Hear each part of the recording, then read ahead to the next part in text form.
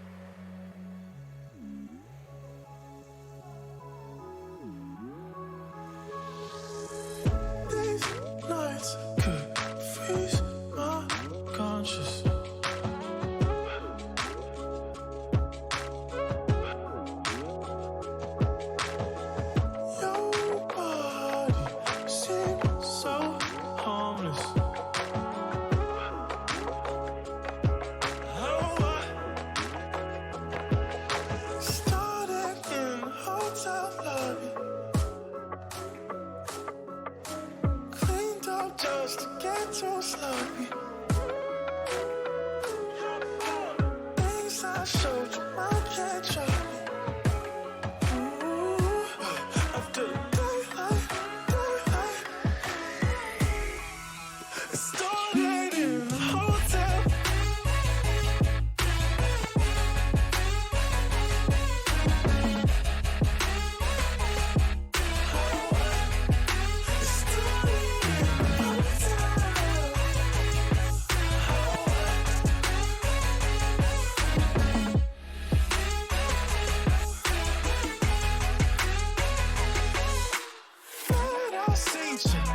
Some ice cold drinks in this dark room. We went from a high school friendship to some post-scout actions. Saw some sweat fall off your face into dance floor, babe. Dance floor, babe. Sweat falls off my face inside. Stand up, babe. Stand up.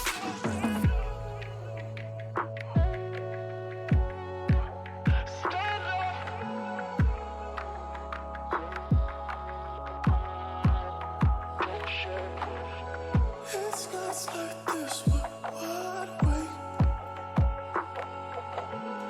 It's times like this you shy away from me, babe. Started in the hotel lobby. Cleaned up just to get too sloppy. Things I showed you my ketchup. After the daylight, it started in the hotel.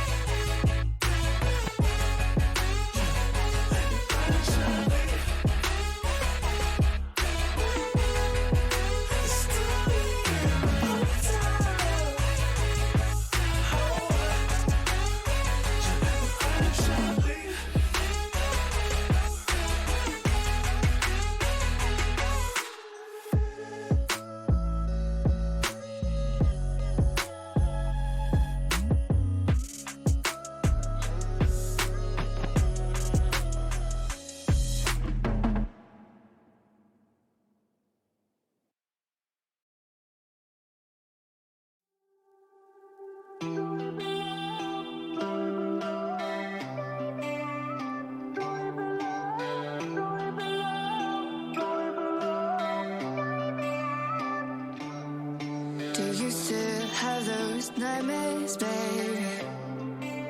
Where you see me, you still tell yourself you hate me. Won't believe it lately. I know I'm still not feeling like you told me. You look me in the eyes like you don't even know me. Did it kill you? Did it kill you? When I was there too, I was there too.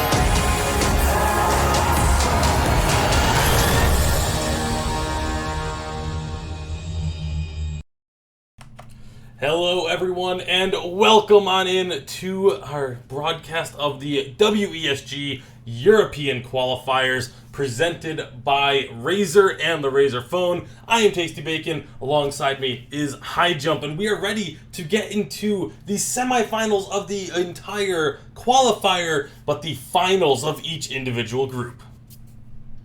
Yeah, man. Today's going to be a action-packed day. We've got a couple of titans that are going up against each other, and this is going to be make for some really quality games, I'm hoping. Yeah, absolutely should be. And we're going to be kicking things off with, as you saw it during the intro, we have first up, it's going to be Russia versus the Netherlands. And then later on today will be our Group B finals, where Spain is taking on Germany. The top 4 teams in the European region for WESG are going head-to-head. And when the dust settles today, there will only be 2 teams left fighting for that number 1 spot. So you do not want to miss any of this action. We're just looking to get the last couple players on into the lobby, and we'll actually be able to kick things off very quickly. So before we do, let's get right on into the rosters so we can see what these 2 teams are going to be bringing to the table. You can see over on the side of Russia, it's Agony, Imagination, Perdoon, X-Dragon, Artem, Bastion, Elohawk, and HF Guy. And over on the side of Netherlands, we have Hell's Devil, Ghost 83, Joey Skaggs, Flourish Shoe, Gaming for NL, Albert FTW, and Herome. Of course, only 5 of each of those teams are going to be on the rise here today. We are actually just about ready to get underway, High Jump. Yeah, no, I'm really looking forward to seeing these, like to see what these teams bring. Again, we have Yates available like we did last weekend. He was definitely a hotly contested pick. We saw what Germany could do with him, so I'm really interested to see how like the matches will play out with him in the draft. I mean, it could just be something as simple as changing up the bands, in a sense. So yeah, it'll be interesting to see how these teams adjust to their draft strategies, because some of them haven't played in a little bit. Have had a week or 2 off in order to get themselves ready for this matchup. So they've been able to do their research, been able to figure out what their opponents have been playing, the strategies they've been using, and how they want to try and do that. And then, of course, building up that team synergy because of the fact that because of the WESG format, these were not predetermined teams when they signed up. You didn't sign up as a team. You signed up as an individual and were placed on teams based on your nationality. So some of these players, when they came together for WESG, was the first time they had played together. yeah, so I mean, in the fact that they've gotten this far, and we've seen, we've talked about how Team Sly is basically just the Germany team now. So I mean, it has its its ups and downs, and the fact that these teams have been able to basically mesh so well and be able to perform at such a high level is just it speaks volumes to them as players. Yeah, absolutely. Well, we are just about ready to get into our first draft of the day. In fact, we are getting into our first draft of the day. So without any further ado, let's see what these 2 teams are going to bring on to the rise. It's going to be Russia on the A side to kick things off. They will have the first ban and the first pick. They immediately take that Churnwalker off the board, and Netherlands quickly answers with the Yates ban. Yeah, I think it's because, again, this hero is just so strong, and since they don't have first pick, it's better just to ban it away and not worry about it. Yeah, absolutely. Just making it, saying, what? It's just not even going to become a factor in this game. We don't want to deal with it. Baron being banned away here for the side of Russia. This feels like a targeted ban towards the side of Netherlands. They definitely have, someone like Hell's Devil loves playing this Baron pick, so I feel like that is highly targeted towards that specific player. Yeah, I mean, last time we saw it, you went 10-0-10 on the Baron.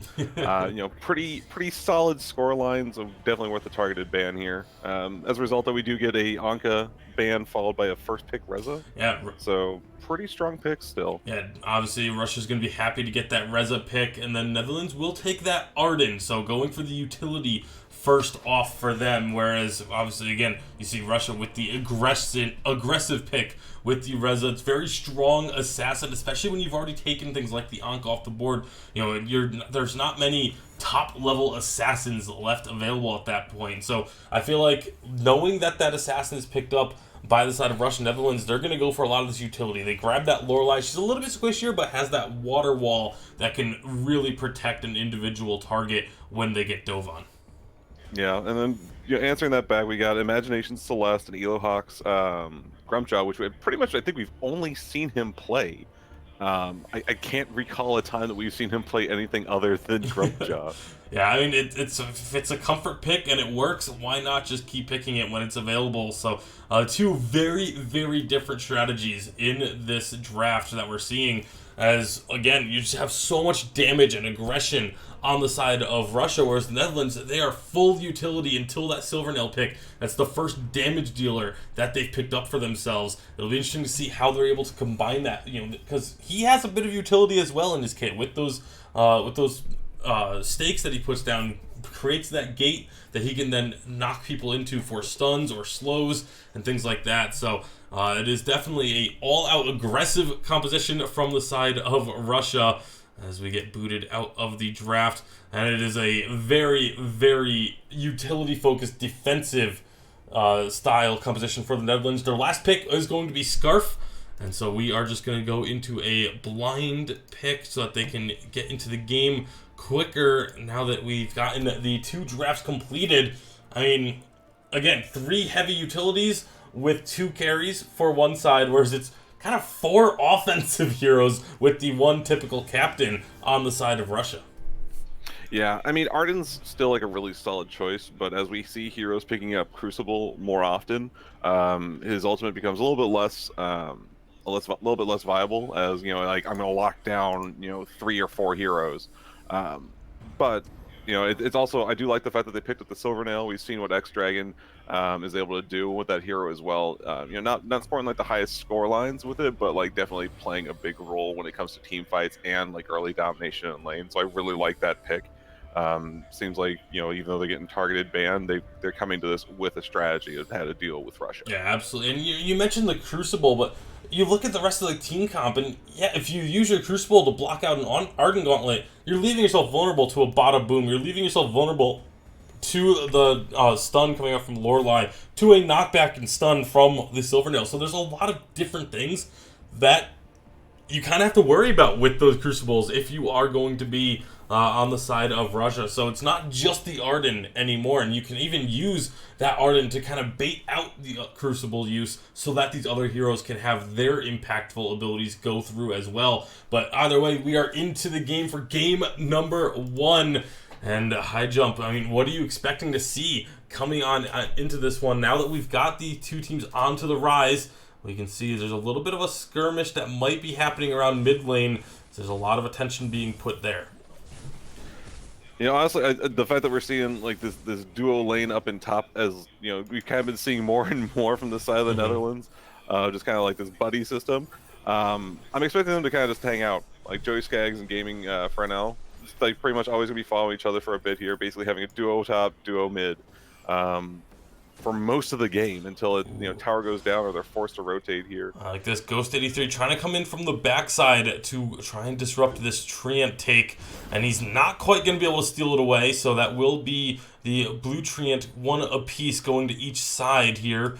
But now, all of a sudden, this is going to be Agony and Imagination continuing to go aggressive, saying, you know what, it's only Arden here to defend, so let's just take a little bit more of the jungle.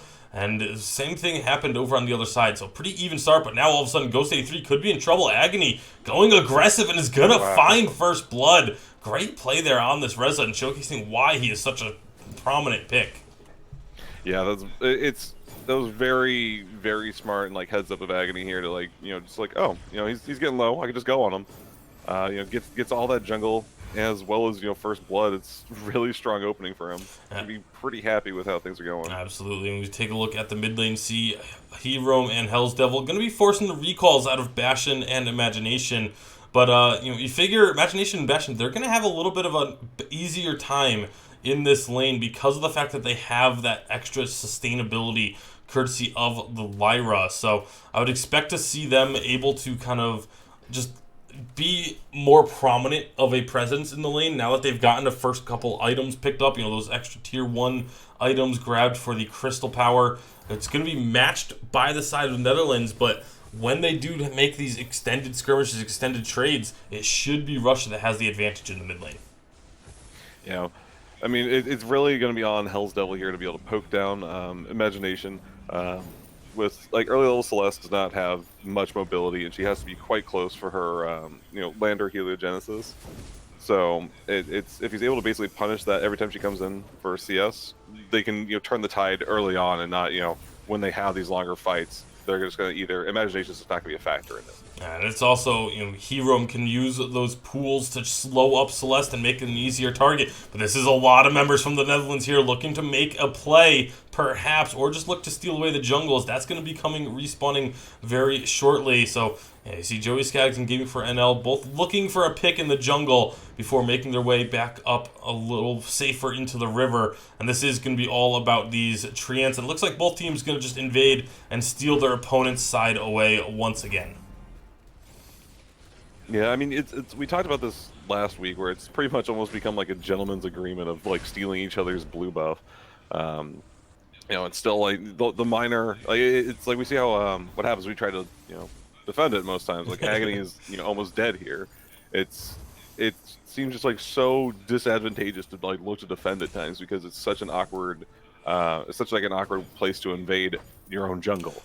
Coming from mid lane, you're just kind of getting just all sandwiched into this really tight area, and so with so many heroes having like really solid AoE abilities, it puts you in such a bad spot. Yeah, unless you're willing to try and defend it with the majority of your team, you're likely to end up in a disadvantageous position. So, like you said, just kind of each team trading away their opponent's blue buff, and then a nice rotation actually there from Imagination. After taking the blue buff on his opponent's side of the map, rotated quickly to the bottom lane, got a little bit of extra CS in there, so just trying to maximize the gold income on the Celeste, but right now has maybe found Hell's Devil. The Heliogenesis not quite connecting, and will actually get turned around. Hell's Devil coming out on top there, but will it be for long? It is absolutely not, as Agony makes the rotation up to secure that return kill, but a great play from Hell's Devil in order to win out that initial trade.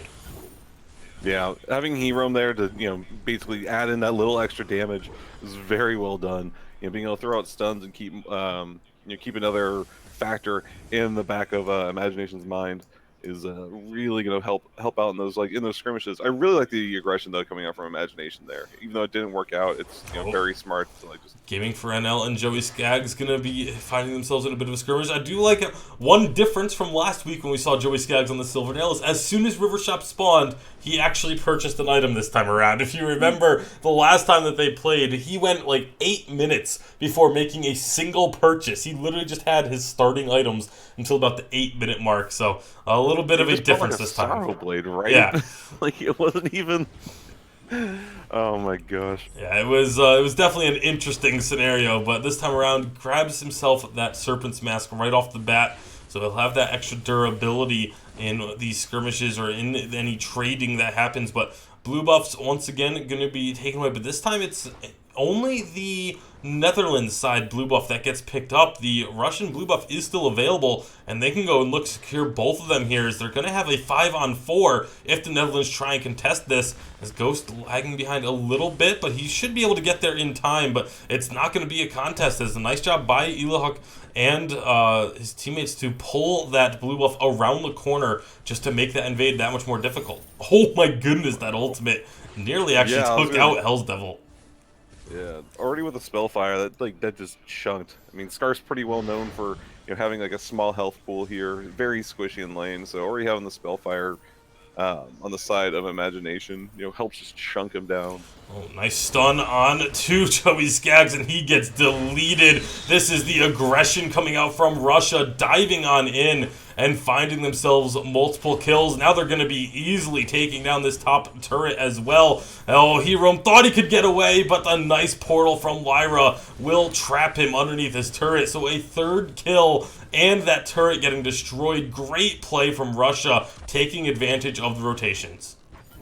Yeah, and on the side of Netherlands here, the fact that they had gotten the Scarf kill mid means that they weren't expecting like a rotation there, and everyone else had already teleported back to base. So there wasn't really any way for people to rotate in and try to make something of that fight underneath the tower. So it's very heads up of Russia to know it's like, yeah, we're gonna be safe here. We can go for this kill. We can kill this tower.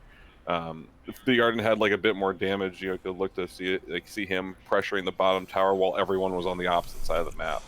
Yeah, that's one of the downsides of going for this heavy utility composition. If your opponents are aware of it and take advantage of the fact that they have a lot of damage early on, you just cannot keep up. And that's one of the things that Russia is aware of. They know that they have the damage advantage, and they're looking to really push this. That's a big heliogenesis, but it's going to be Celeste going down low, standing on that goop. Will get out for now. Ghost going to be trying to get involved here on the outside. Does have the gauntlet if he wants to throw it. Dragon's Breath going to come through. It's really only hitting Ilahawk, but it will take him down. That's going to be 1 kill for the Netherlands. They find a second as well. That's the gauntlet securing another kill. But now what are the Netherlands going to make from it? They're going to grab a Crystal Tree and start up the Ghost Wing. Yeah, their team composition allows them to chase so well between like the Tony's A, letting him kind of like get those little dashes in, as well as the pools from Lorelei. They're able to just like chase down, find an extra kill after finding one pickup. Imagination, he's looking for the steal, not quite gonna get it over the wall. It does go Ghost Wing to the side of the Netherlands, but yeah, you mentioned their ability to chase, and again, the crowd control that they have. Well, yes, there's a lot of damage on the side of Russia, but if you stun up one of those key targets, that is so much damage taken off the board that Netherlands can then find advantages in this team fight. So very back and forth game thus far. It is a 2k gold lead about for the side of Russia, but that's going to be dwindling here as it looks like the members of Netherlands really want to use this Ghost Wing buff to their advantage and just shove down this top lane, getting themselves that turret quickly, and now still in a position where they could find a fight. It's going to be Ponchek not quite connecting on that charge in from Grumpjaw. And you see the level of punishment he takes if he doesn't connect with that engagement. The rest of the team is not ready to follow up on it. He just gets chunked down to about half health before anything even begins. Yeah, it's the way the Netherlands is positioning themselves in these in that engagement. They're basically playing to the fact that they can poke down the enemy team so well.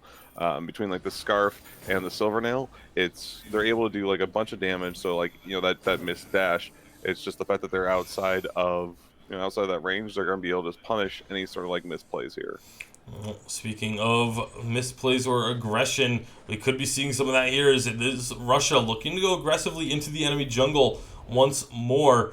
This time there's not going to really be anything for them, though. They're hoping to maybe catch someone out of in a bad rotation, but everyone on the Netherlands did back off. But now that they know that the Netherlands are in the jungle, are they going to try and shove into this turret? No, they see everyone coming down. They're prepping themselves for a fight, but Celeste gets caught with a nice stun. However, can they turn the damage on? They're diving on in, looking to find that backline, but they can't get the damage onto a carry. Never mind, Scarf gets deleted on the front. And now Gaming for NL gets eaten on up. They're still charging on ins. Joey Skaggs doing what he can to survive, but he will fall. Gaming for NL gets spit out and taken down as well. And it is another team fight win for Russia. 3-for-1 this time. Yeah, the combination of Reza and Gwen going on that Scarf at the same time just deleted him completely. But one of the things I really love is Ilahawk. Just he's getting, he's eating up that opponent. But not, instead of kind of diving back to kind of just have that one pick off potential, just still dives into the rest of the team fight. No, I can keep doing damage. Let's just focus on everyone else while we've got the Tony just incapacitated. Yeah, it's really strong stuff coming out from Russia. And again, Netherlands has been able to deal with it at times, but like you said, once Reza and Gwen, if any of these two carries, Reza, Gwen, or Reza and Celeste, or Gwen and Celeste, if any of these two carries both get onto a single target, that target just gets annihilated because they have so much burst between them. And it's really only Scarf and Silvernail that they have to worry about. All they need to do is focus on one of those two heroes, and if they can get the damage onto them, then they go down very quickly. And that's one of the things that Netherlands has to do a little bit better of, is when one of those two gets targeted, they need to be in full defensive mode. Arden needs to be applying the Vanguard. You need to have the water wall coming out from the Lorelei. They need to put everything into protecting whichever target gets focused. Yeah. And it's the problem is with some of those scrambles, especially from the Lorelei perspective, it can be hard to get the water wall into the proper target there. When you have three people just kind of all clumped up onto each other, you might end up just throwing it on the Arden by mistake. Yeah, it's definitely one of the difficulties, but that's why these guys are the top players, because they have the ability to pick out the right targets. That's going to be a nice push onto the turret there for Russia, taking down the mid lane turret as well. So all three outer turrets have been destroyed for the Russian squad, and Now that Ghostwing's back up, you see both of these teams kind of trying to posture up around this dragon, see who can get the advantage. Nice heliogenesis onto Joey Skaggs. He's going to be about half health when this fight starts. Lorelei also low, so Netherlands need to be very careful. There's going to be a portal on in. They jump right onto the Scarf. He gets out, but instead they turn their damage on to him. The Tony, they get the kill onto Tony. Ghostwing now involved as well. They split up the team. Joey Skaggs is going to get chased down by Elohawk. He finds himself a kill, and this is just a massive team fight for the side of Netherlands. They have a few low health members, but it's Hell's Devil, being still alive, can find himself a kill or two, but not when Elohawk comes around the backside and finds his target. Agony gonna ult on in. They delete Hell's Devil, and it's just Ghost 83. One kill will go back the other way, but that's all he's gonna be able to get, as it is a 4-for-1 in favor of the Russian squad. And now they're gonna start up Ghostwing. Gotta be careful there, Basher, with that the Ghostwing taking him extremely low, but they should be able to capture this dragon and then recall out to safety. Yeah. I mean, the team fight was really well done. Fortunately, Netherlands have got some hero creeps pushing in the top lane. They're going to take that turret down all by themselves.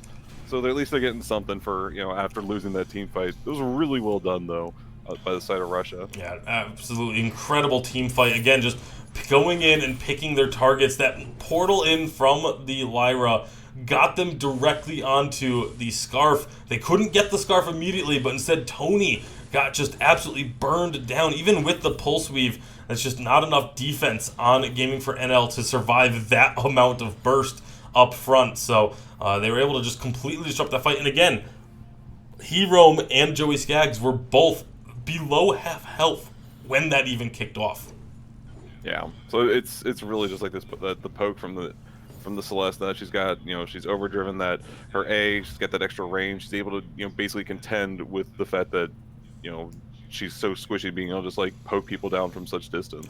So it allows for those aggressive Lyra portals to be able to just get Elohawk in there all the faster and just start chunking down the squishier targets. Oh man, the members of Russia, they don't know where the enemy team is, but they can assume that they weren't nearby. Now they know that they're in the bottom lane, and they're going to take this Blackwing. The side of the Netherlands have chosen to take that bottom turret and then recall. So they trade turret for Blackclaw. Will it be a beneficial trade, though? It's going to depend on how quickly they can get back here to defend. Joey Skaggs grabs himself the... I just drew a complete blank on the name of the item, but the extra survivability to deal with the burst is going to be very important as it gets popped immediately. So worthwhile investment there to help survive that initial damage from the Solar Storm. But now here comes Blackclaw pushing in onto this armory turret. See, Bastion did go a bit low to the Scarf damage, but they're just trying to poke over the wall, over the Blackclaw. Blackclaw is going to be able to get this turret very low, but a great defense from the Netherlands side, playing very defensively, staying far back so that they can't get poked out. They will lose the armory turret, but that's about all they're going to lose. So in the end, it ends up being a Blackclaw trade with 2 turrets traded for a single turret. So it's not the worst trade in the world, actually, for the side of Netherlands, especially because of the gold bonus you get for taking the Blackclaw down while it's pushing against you. I think gold-wise, that actually ends up being favorable to the Netherlands, but in terms of map control, that's where having that armory turret down can be really big. Yeah, and honestly, I mean, it's the fact that they went and took that turret. They once Russia had gone to the pit, they were already so far on that side of the map that they're just like they're not going to make it in time. So the fact that they had the heads up to just like, okay, let's take bot, and then we have to recall right away. It's heads up, and it's not the best for map position like what you're talking about, but it's you gotta be able to get something. You don't want to just recall and not get anything out of your time being down there and just like, oh great, they have a Blackclaw. we already have to back up. No, like they knew the situation. They knew that they weren't in the best position to be able to team fight. They had lost the last couple team fights, so they just said, okay, we'll give you the Blackclaw. We're going to take as much as we can off the map beforehand. But that's going to be a Ghostwing going over to the side of Russia as well. And so they're going to be having a nice little buff here to be able to force a fight, perhaps, or just try and shove in this lane. You see they've got minions pushing in the top side and now they're going to be grouped up and pushing in on the bottom side. So this puts the Netherlands in a really difficult situation of where do they try and defend. A bulwark goes down, but they didn't use the teleport here. They're going to be trying to find a lot of damage. Solarstrom goes on through. Tony gets low. Does have himself that extra fortified health, though. Here comes a gauntlet. It's going to land multiple stuns, but it's Netherlands on the back foot as Russia is applying the aggression, but a big Dragon's Breath will melt through multiple targets, and it's 3 kills for the Netherlands. Make that 4, as it is only Agony that is going to be able to get out of this alive. A huge team fight turnaround for the Netherlands, as that gauntlet and Dragon's Breath were absolutely on point. Yeah, I'm amazed that Gaming for NL didn't even die out of that. He had the magic pixel living through that team fight. So the fact that they lost no one for such, that's just so well done. And that was with the Ghostwing buff as well. There was barrier that they had to work through on the side of Russia. Agony's going to come and try and defend this turret. That may be a mistake. He is going to go down very quickly. And the Netherlands taking 2 turrets for themselves here in the mid lane. Solarstrom going to try and pick off anybody, but he's not going to be able to secure a kill. But it is going to mean that now the side of Netherlands likely going to have to recall. And let's see if Russia can take advantage of that timing window that they'll have. Yeah, it's definitely. I can see if it was something like if taking that fight there as Agony, if you had someone split pushing, trying to delay recalls and something like that, where it would have been valuable if like an armory was to go down or something like that. But that was just a wee bit over aggressive. I think he was really hoping to just kill the minions and then be able to dash away and get to safety and just try and dissuade that push onto the turret because there was no more minions there. But unfortunately, it didn't happen. And now with Black Claw up once again, see both teams going to be posturing up, getting ready for a potential Black Claw fight. Agony nearly gets himself caught there, does a dash out to safety. And so it is the Netherlands that have the advantageous positioning here around the Black Claw. It's just a matter of whether or not they want to go in. They have all the vision that they need to basically know that there's no eyes on the pit, other than a camera in the pit for Black Claw. This could be a fight starting up. That's going to be a lot of damage, and they completely caught Hell's Devil out. He drops immediately. Joey Skaggs is going to get eaten on up as they take down the Lorelei. Camera gets knocked away by the Bada Boom, but this doesn't look very good at all for the Netherlands. That's going to be 3 members down. Joey Skaggs did get himself out of there, and along with Ghost 83, but it's 3-0 in favor of Russia. And with the exposed armory, they're just going to look to take that down, maybe even finish the game, depending on how much they can get onto Joey Skaggs. He does get stunned up, but he's going to be alive. That's a gauntlet coming through. Not going to really do much of anything, though, as they are going to be taking down Joey Skaggs. This very well could be game. A couple respawns going to come through here. Hell's Devil back up, but it doesn't matter as the Vein Crystal is being destroyed, and Russia will take game number 1 in this best-of-3 series. A very back-and-forth game, both teams looking strong, but ultimately Russia able to get that pick onto Hell's Devil at the end, and that just set everything in motion for them to close out the game. Yeah, no, it's one of the things I really love about these teams, that they know exactly when they can end the game. It's 3 down.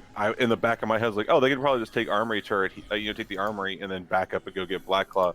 And they're just nope, we can win whatever team fight and just finish this game out, get our first score up on the board, and be able to go into game 2 with a lot of confidence and momentum. Yeah, really incredible stuff from them. And again, it was all about getting those picks. They had such an offensive composition. I mean, when they were able to take a target out immediately, they just dove onto the rest of the team fight. But we saw the times when Netherlands were able to win those fights were when they could keep those carries safe, when they could get that extra protection and provide the defenses for those carries and prevent that instant kill. Then they were able to turn those fights around. It was the longer drawn-out fights that really seemed to favor the Netherlands, whereas those quick, instant engages were where Russia was winning their team fight. So it'll be interesting to see how things are going to change for game number 2, or if we're going to be seeing a similar type of matchup, because it kind of seemed to play pretty well into both of their play styles. But we'll see if either of these 2 teams do make any changes going into game number 2. As Netherlands, they're the one that kind of has the onus on them to make a change in order to find themselves a victory and try and push us to a game 3. Yeah, and now with them also having first pick, going into game number 2. It could change up a bit of their picks and bans. Expect them to leave.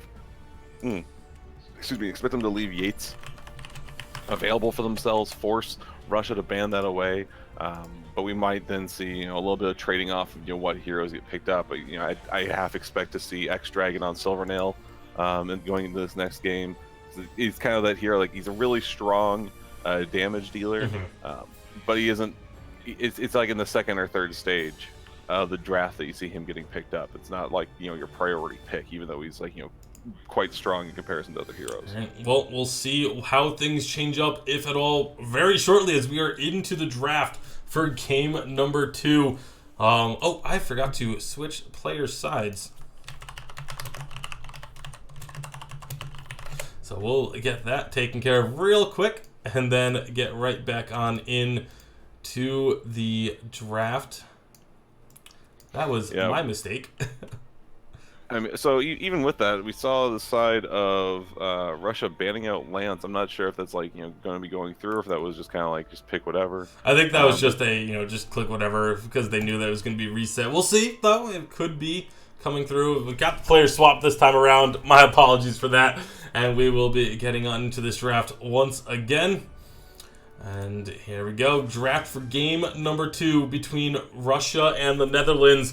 It is Russia that are up 1-0 on the series. One more win is all they need to punch their ticket to the grand finals of the WESG European Qualifier number 1.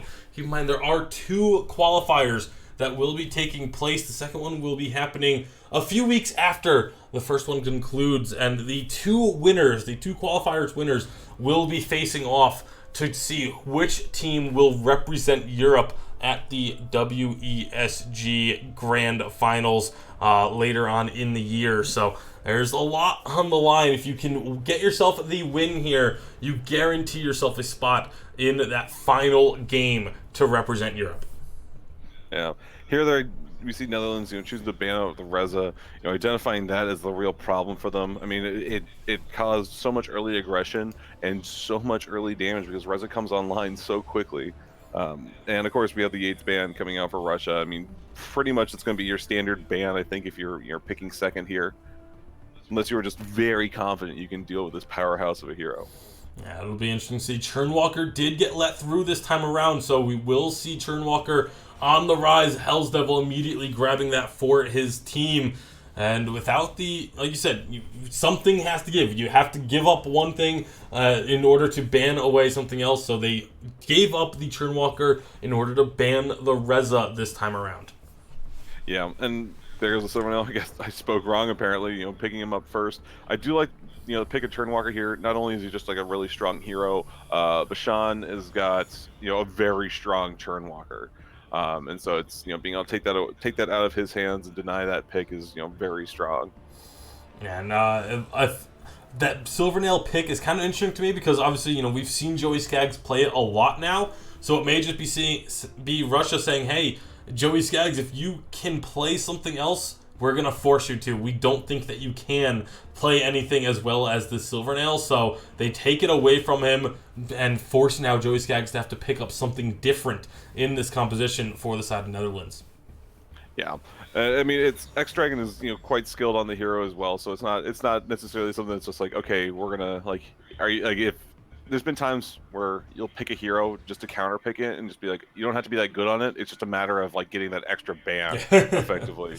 And woo, Kestrel coming out. I really like seeing this hero at like such high level play.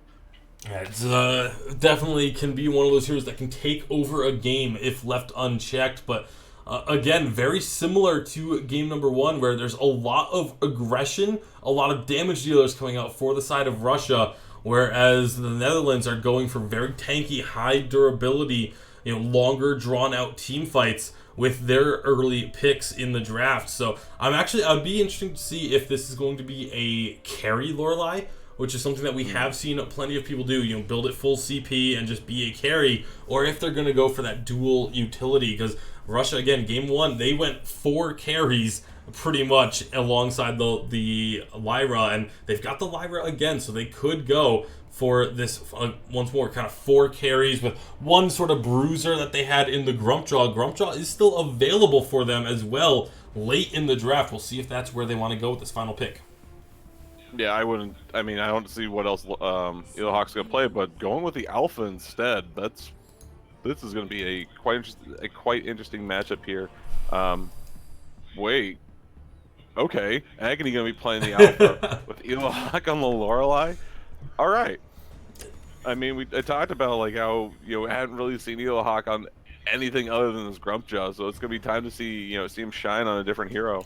Yeah, it'll be very interesting to see for sure, as we are going to be once again getting on into this game momentarily, and we'll get to see how these picks are going to play. The Alpha we've seen it here and there, hasn't really stood out prominently just yet, but I mentioned they needed something to be kind of like a bruiser for this team, and that's exactly what the Alpha can provide. We had that full CP Alpha, remember? Yeah, we did have the full CP Alpha, but it didn't really stand out that heavily. It didn't do that well. It did decently, but we'll see. Yeah, just go in with the with the ultimate and just blow up the squishies. I mean, I expect that's going to be happening to Hell's Devil here at least once or twice. We'll see if that is going to be the case. If it even goes the full CP Alpha, it looks like it's going to be Agony starting off with 2 crystal bits. So a lot of crystal power will be on the order for this Alpha, and we'll see how things are going to go early on and if that will dictate any particular build paths. Yeah, I'm kind of interested to see how Eelhawk's going to play this Lorelei, if he's actually going to try to jungle it all or just kind of leave it to Agony here. I kind of like the dichotomy between Eelhawk and Agony. It's like they both play like these jungling sort of heroes, and they just kind of give farm as needed to either player while like relegating the free lane, with what's needed at the time. Yeah, it's definitely an interesting dynamic that these players have developed for themselves, but we'll see where it leads to. Is right now it's going to be again these Crystal Treants getting invaded. Each side just taking away their opponent's Treant as is usual. So nothing too surprising. Ghost trying to secure just a little bit of his own jungle. He does get those 2 back camps, but now he's going to be in trouble once again. Agony not quite going to secure the kill this time around. It was almost deja vu. Right? It literally was just, it flipped the map. I was even watching the other side with Eelhawk and Gaming for NL. It looked like Eelhawk was going to be dying in the same spot there just due to like so much aggression, but this time we don't have an early first blood. We'll actually get to see things play out, though I expect this mid lane to be quite explosive. Kestrel is quite squishy. Yeah, very much so. So it is going to be, like you said, both sides just kind of grabbing their own side of the map and of the jungle, excuse me, and then backing on out, and just sort of business as usual. In the general sense, you've got Ghost 83 on this Arden, going to be picking up that lane farm. You have the same thing happening on the other side of the map with Eelhawk on this Lorelei. So, again, we'll be keeping our eyes on those build paths for especially those 2 side laners and see if they go full utility or if they build a little bit of damage as well, as it is the Stormguard banner first item for each of them. Yeah, the Stormguard banner has been like such a strong item. I know they've like consistently like nerfed it, trying to stop it from being like so prevalent, but yet still we see these supports, picking it up as a first item to be able to go and just stay in lane, be that off laner that just looks to survive, get a little bit of CS here and there, and potentially some damage on turret. I mean, well, if you're not building damage, it's really the only way you have to try and get CS is to pick up that Stormguard banner. So. I think it's actually in a really good spot right now because like Storm Crown isn't as prevalent. A lot of times they just kind of pick up the Stormguard banner and then sell it off later in the game in order to finish off a different item instead of finishing the Storm Crown. I think that's pretty much exactly where this item is meant to be. So it just gives you that little bit of early farming ability on a captain, but it doesn't it's not a must-have item for everyone. Agony, yeah, he tries to go in aggressively into this jungle and gets picked off and taken down. First blood going the way of the Netherlands this time around. That was such a smart play. 3 of them waiting in a bush and out of line of sight, knowing that Russia's going to come down, try to take these camps before blue buff spawns. Just very heads up, and it pays off for them. Yeah, Russia was able to get the blue buff on their side of the map this time around, so Each team's going to be able to secure their own buff for, I think, probably the first time in this, maybe even this tournament, that we've seen both teams get their own buffs on the side of the maps. But it's definitely, Hero going to go low, not quite going down though. Imagination is not going to take him down, just enough barrier going onto that Turnwalker to keep him alive. Meanwhile, Agony and X-Dragon, they could be in trouble again. Joey Skaggs on this Gwen, putting out some serious damage. They turn on to X-Dragon. Agony's going to get away, but now Bastion has joined the fray as well, but he doesn't have the heal to help out, and this could be disastrous for Russia. 2 kills going the way of the Netherlands, and Russia's not able to capitalize and take anything off of this. Yeah, it was kind of like a real awkward way to run as that, like for X-Dragon there. I get wanting to run back to your team, but you just ran right into the arms of Netherlands. They're just waiting to collapse onto that Silver Nail. And so it's like after picking up that kill, that gives them so much momentum. Just like, yes, let's take as much as we can get, and they get Agony while his passive's down, so no reboot coming out. Yeah, it's like I said, just a really unfortunate rotation for the side of Russia, not respecting the amount of damage that could come out from those members of the Netherlands. And you take a look at the item builds. Again, we kind of talked about this early on. It looks like it will be a utility-focused Lorelei here, building defensive items, but it's Imagination going the full CP Kestrel here in the mid lane. That is where I really want to kind of focus this, because oftentimes when we've seen the Kestrel, it's been the weapon Kestrel being put in one of the side lanes. We don't often see it in the mid.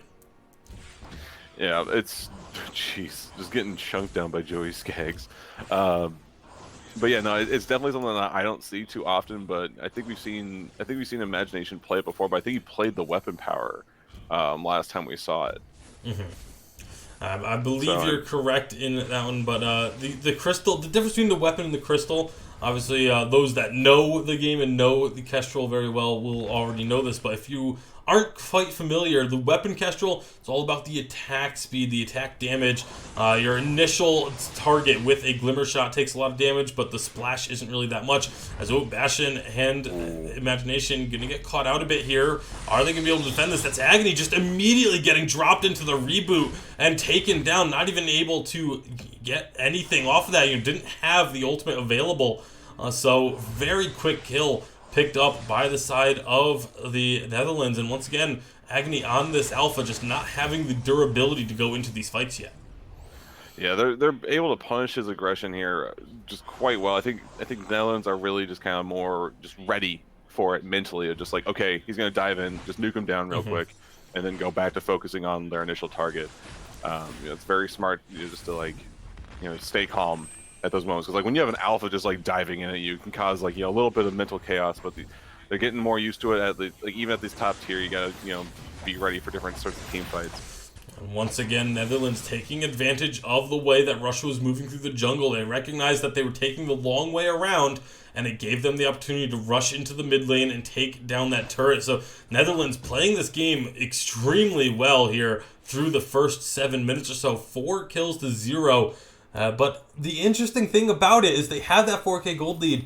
They got that mid turret, but they only have about a 1,000 gold lead here, despite all of this. So great job by Russia thus far, just to keep themselves on pace in terms of the overall CS and keeping that gold close. Yeah, it's really, that's sort of like their ability to farm really shines in these situations where your team like feels like they're behind.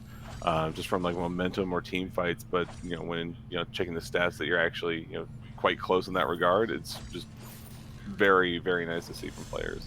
Yeah, it'll be interesting to see how they play around this low, like what sort of level of confidence they play with, because as you mentioned, it feels like they're behind, and when you're playing, you don't see those gold totals. You don't see that you're only 1K gold down. You only see the 4-0. You only see the way that the team fights have been going. Your members getting picked off here and there. So it can be tough to keep yourself mentally in this state where you're like, okay, we've lost a few kills. They've out-rotated us a couple times. We are still in this game, especially when the Ghost Wing goes over that quickly to your opponents. And Netherlands going to have that little bit of an extra buff if a fight does start here. Yeah. There's lots of farming up, trying to play a little bit more safe here from the side of Russia. I mean, you pretty much have to be, a little bit on your back foot here. You gotta wait for Alpha to get some more items. They saw that hook coming out. They have to know that they gotta back up here. Well, goes back in for it. That's gonna cost him his life Yeah, here. absolutely. Agony's going to be going down here. Nice job by Silvernail X Dragon with that knockback to try and save his teammate, but unfortunately just not enough. This was buying time for the rest of Russia to go into this bottom half of the map, try and steal away some jungle camps, but maybe push into this bottom turret. But they have no one here to defend this mid other than X Dragon. He's going to take out the minions as quickly as he can, but a lot of this turret's health is going to be depleted, so they do take out the turret in the bottom lane, but it gets answered up in the top lane as Netherlands are just splitting up now on the maps and feeling like they have a sizable advantage and that they can make plays like this, and it's working out for them. Yeah, so it's been it Oh, seems one like shot a little bit nearly of takes out Gwen. Yeah, it's a lot of aggression still on the side of Agony. Still kind of in that same mindset of just like, I gotta keep going for like these greedy plays. Just gotta take things a little bit slower, kind of back up, get some safer farm.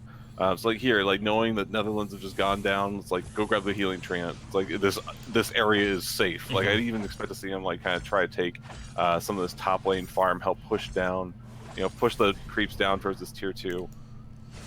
Could be seeing that, but meanwhile in the mid lane, Imagination going to get jumped on, not going to go down, has Bash in there for the help, and Elohawk has now rotated over as well, and Elohawk's another member I kind of want to talk about. He has been quiet this game, mostly because he's just been sitting in that bottom lane. He nearly took down that tier 2 turret in the bottom lane while that skirmish was going on up on the top side of the map, so he's got a lot of pushing power on this Lorelei. Meanwhile, Imagination just dishing out a ton of damage, not going to be finding any kills, but it is going to be making the Netherlands think twice about sticking on this engagement, and it was also, again, buying time for X Dragon up in this top lane to just push in onto this turret. He's almost going to take that down, but again, knows that the recalls happen, knows he has to get out of there. I don't know if he's going to be able to, although nice job. It does avoid the Joey Skaggs now could be the one in trouble. The buckshot did not connect onto him, so he's going to be going down very, very low. Everyone is here. Agony finally gets himself involved, finds a kill. EX Dragon somehow still alive. The Gauntlet's going to keep him in place. Imagination gets hit by it, but he's got that damage from those Glimmer shots to throw out. There's the ultimate from the Alpha. Will get a decent amount of burst. Will allow him to get back up, and all of a sudden, Russia has found themselves a team fight, and that's going to be Agony diving on in deeper, just trying to keep targets near, trying to let the rest of the team get work in. Bada Boom's not going to be doing too much there. The Dragon's Breath as well, really just kind of to clear out some of these minions, looking to save the turret, but it's not going to happen. Agony, all-out aggression, will go in. They do secure another kill with Imagination over the wall, but now they're going to be losing out on a few as well, so maybe a bit of an overstay, but they got the turret. Oh, well, Stevel is just getting chunked, but it's not going to be enough. But all in all, though, Russia showing that they are not just going to roll over this game, finding themselves a few kills, getting that turret, maybe sticking around a bit too long, and now Black Claw is going to be started here by the members of the Netherlands. Bastion really the only one in any position to try and steal this away. Can he make the hero play with a sigil over the wall? It's not going to happen because it's still on cooldown. He threw it out a little bit earlier because he didn't have vision in the pit to try and check. Now it's going to be a nice Aces High, going to get a stun. They're going to be looking for more, perhaps. Agony does not have the reboot yet. Now he does, but it's not going to be enough to get the ultimate, and he's just going to drop. So all of a sudden, the Netherlands just shoving in heavily. This has gone very, very poorly for Russia. Yeah, I can kind of see like what they were hoping for with this Alpha. Having the Lyra being able to like dive in. Potentially like have Alpha go on aggressive, get the reboot off. Oh my gosh. One shot from the bottom lane is going to pick off one target, but will it be enough to dissuade much more of this Black Claw push? Black Claw will be able to take down this armory turret, and the rest of the Netherlands have backed away, so Russia do at least survive this push for now without losing out on too much more, but you see Ghostwing is also up, and it looks like the Netherlands going to try and set up something here, but now they think better of it and start to back off. Hero, not the direction you want to be throwing that hook, but it's not really going to matter. Yeah. I mean, they're really just getting punished for like their over-aggression here, like for Russia, that is. You know, but like even in that the couple like fights ago, where Imagination, trying to pick out that scarf, like I get exactly what he's going for. Like I could totally kill this scarf, instead of just looking to back up, just recall in a bush. And, they're getting punished for it. As the Netherlands, they have like this high utility team. They're able to answer the aggression so much more here. Right. Be on the lookout for a Lyra portal on in. One shot is going to tag the Turnwalker. Not necessarily the target you want to be hitting there, but if you can get a tank low before a fight starts, nothing too bad about that. Meanwhile, X-Dragon did recall because he knows he has to clear out these minions in the top lane. Otherwise, those minions would have just secured a turret for the side of Netherlands. And Netherlands, they see the Silvernail up in the top lane and immediately rotate over to the Ghost Wing. And now they've got themselves prime position for this fight. That's going to be Bastion extremely low as he got taunted up to start. And they take him down immediately. And this is just Netherlands just out-positioning Russia at just about every turn this game. Yeah, we're really seeing like why we have like these such high utility team compositions coming out a lot more. They're able to just do so much at the start of fights and really keep someone locked down or protect their teammates. So the taunt from Tony, he doesn't have to be this huge damage dealer. He just has to land these taunts and hit good bada booms, and he's doing everything that he needs to do. Yeah, absolutely. It's been working very well for the Netherlands thus far. 11-4, but I'm still baffled. I'm almost like shocked when looking at the gold differential that it's even, right? Because it really does not feel like it should be at all. It feels like this should be a massive lead for the side of Netherlands, but they don't really care about the gold differential because they have full control of this map. They're the ones that are making the plays. They're the ones that are dictating the pace of this game and where fights are happening. As right now, up in this top turret, they're going to be getting a lot of damage on to Silvernail. EX Dragon is going to drop right off the bat, and some good splash damage coming out from the Kestrel, as it's Arden that eats that one-shot, one-kill. So they're going to be able to back away just fine. Turret goes down, but that's going to be now another kill getting found by Gwen. They take down the Kestrel. That's the big damage dealer. Agony is low, still has the ultimate available, but does he want to go in onto these targets? The lowest health member did just recall as Gwen gets out to safety. Meanwhile, Scarf in the mid lane just getting damage onto that armory and not going to be able to take it down, however. So these fights are just very sort of quick and chaotic. Yeah, and it's very, very smart here from the Netherlands. Get a couple picks and being able to back up instead of just like, okay, we're gonna push this team fight to see as far as we can take this. It's like, oh my gosh, the one shot. Imagination's been really good on those, finding Gwen or Scarf with those ultimates. But really like getting a couple picks and then being willing to back up. It's basically just the game sense of like knowing when to push for a team fight, when to like try to take more objectives. And he looked like he wanted to go in there, but didn't have the rest of the team. And that's one of the other things about this Russian composition is you can't really put the blame on anyone on target. They're going to be starting up the Black Claw. This is risky, as the entirety of the Netherlands, with the exception of Scarf, that could be key. The Scarf is not here at the moment, but can they get the damage onto Gwen? There's going to be Agony diving on in, looking for that opportunity while they have the chance. Their big ultimate's going to get used. The Bada Boom actually disrupts it completely, but it's going to be Silvernail finding the first kill. The Kestrel still full health on the back lines. One shot is going to nail Hell's Devil, and he's going to fall. The portal from Lyra saved, and just like that, Russia has turned this game on its head. Yeah, I'm trying to identify really what's the play? Where's the major turning point? Like what big item was picked up? I mean, we've got the Slumbering Husk onto X Dragon, Broken Myth, and as well as the infusion onto Imagination. It was just really well done. The fact that Scarf wasn't there, they were able to take that fight 4v5 and just mop up the team. Oh, another portal onto Ghost, but Ghost is going to be able to get out. The rest of the team wasn't quite there. But now he's actually going to get jumped on. The stun will connect from the Lorelei. Not quite going to have enough damage to take out the Arden, though, and the rest of the Netherlands are here. It's going to be one shot. Hits onto Churnwalker. But again, that's going to be up in 25 seconds. It's so frequently that Imagination can throw out those big one-shot, one-kills. So they try and get some splash damage down onto this turret. Turret's actually taken a lot of punishment here. from the long range that Russia is able to provide. And that's the key for Russia, I feel like, here is taking advantage of this range that they have. Of the, between Kestrel and Lorelei, they have some of the longest ranges in the game for those abilities, especially with the splash damage on the Kestrel. And while Blacklaw pushing in onto the middle armory turret, and the rest of Russia just rotate up to this top one, just forcing the Netherlands to have to dance back and forth between these turrets. And meanwhile, it is going to be Blacklaw will go down before he takes out that middle turret. So neither of the armory turrets go down, but they are both very, very low. Yeah, the fact that they're both so low here, we've seen what Russia can do of, looking to close out a game. So the fact that they can just win a team fight anywhere near, top or mid, and just immediately get a tower and an armory probably to follow that up.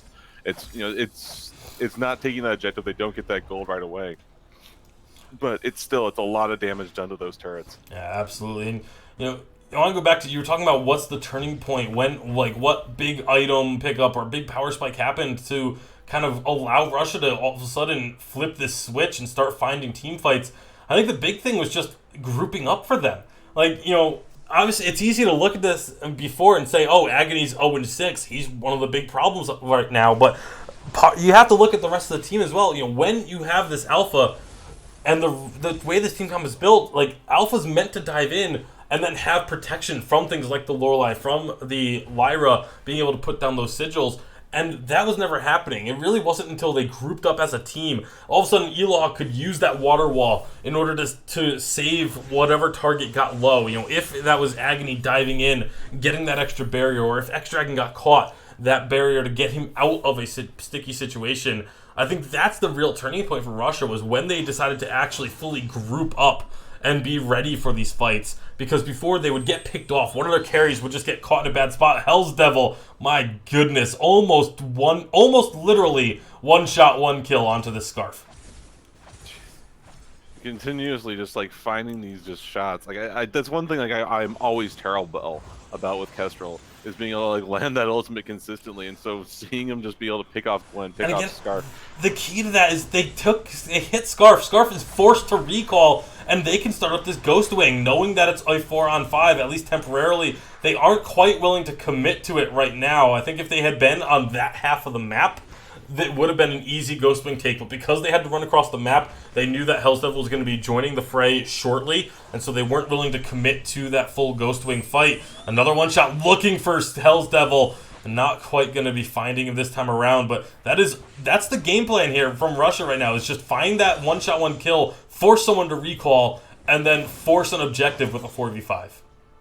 Yeah, it's the fact that they're able to make these team fights so favorable for themselves. That's splash damage too from that CD Kestrel. Oh my gosh, it's such a strong tactic. It's the same sort of thing. It's to the far end of the idea of being able to poke down the enemy team. Literally being able to either just fully delete someone from the map or force them to go back with just your ultimate is just so strong. It's just a matter of being able to hit that time and time again. Ghost Wing gonna get started now. They have vision of Gwen in the bottom lane, so they're feeling a little confident here, knowing that they have the advantageous positioning.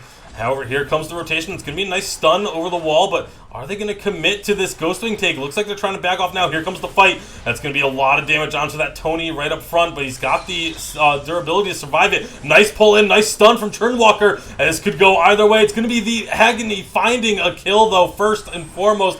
Gets back up, one shot, will end up tagging Gwen, but survives most of it. However, the follow-up damage is just too much, and Team Russia find a triple kill for Lyra of all people, but it's 4 for 0, and they are now just going to shove on down this mid lane. They know they have these turrets low, and they want to take them down. They have minions following Agony down this lane, and after finding 4 kills, this should be an easy turret and armory take for them. Yeah, even having the Lorelei as well as the Lyra kind of stay back, look to finish? They could look to finish here. The respawns are still... Scarf is 5 seconds off, 10 seconds on the next shortest cooldown, and this is going to be Russia again, finding one team fight and just ending the game. What a performance from Russia here. Netherlands, they fought hard, they fought well, they kept this game, this series tight. You look at this on the scoreboard, 13-13 on the kills, 6-6 on turrets remaining, and the gold was only 600 gold separating these two teams. But in the end, it is Russia that find themselves with the victory, and that makes it a 2-0 in favor of the Russian squad. They will be the Group A victors, and they will be the team that moves on to the grand finals of this first WESG European qualifier. They'll be awaiting the victors of our next series, so they're going to be watching that one very intently. Yeah, the scoreline does nothing to tell the story of this whole game. The fact that Russia was able to just like keep calm after a very rough start in regards to kills and team fights, just very well played on their end. It's the fact that we see them getting those 2 turrets down low. It's like from that initial push that the Black Claw. It's what I talked about of just like they just need to take a fight. And this is all that they need. Having a turret basically dead is good enough. Yeah, they've got so much damage on their side that they'll be able to force a game out of that. Yeah, very, very impressive stuff from the Russian squad. Let's go ahead and take a look at the updated brackets now. You can see on Group A, it is Russia going all the way, taking the victory from Group A as they defeated the Netherlands 2-0. However, that's not going to be the end of the road for Russia just yet, as they will still have one more game that they need to win in order to get themselves into the grand finals of the overall WSG European qualifiers, and that one will be up against our Group B winner, which is yet to be determined. Spain and Germany going to be going toe-to-toe here in just a little while. But before we get into that matchup, we're going to take a short break. We will be back soon, however, to get into that Spain versus Germany game. And it will be coming to your screens momentarily, so don't go anywhere. We will be right back.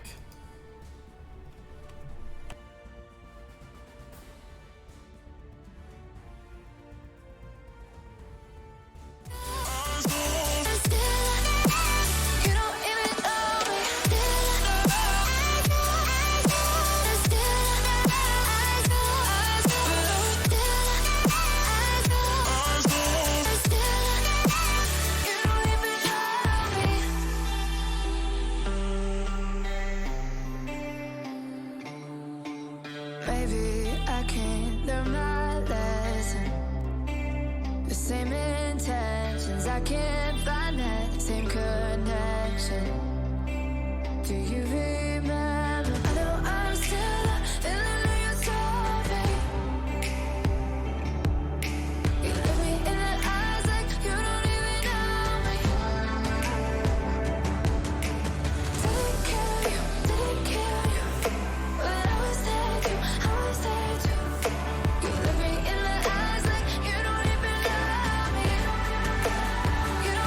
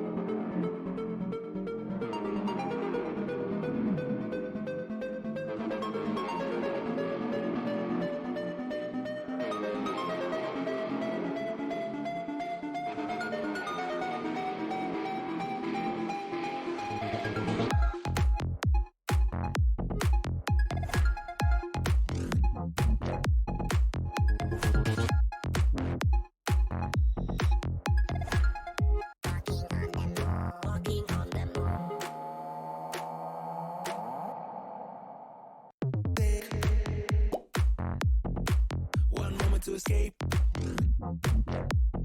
People said you're old. When you're walking on the moon. Walking on the moon. Chase your happy place. It will change your groove. When you're dancing on the moon, dancing on the moon. When we dance again, all our trouble seems to fade away. This is how I feel. When you take me to some levels that I've never been. When we dance again, all our trouble seems to fade away. This is how I feel. When you take me to some places that I've never been. When we dance again, that I've never been. That I've never been. That I've never, ever, never, ever, ever, ever, ever, ever, never been.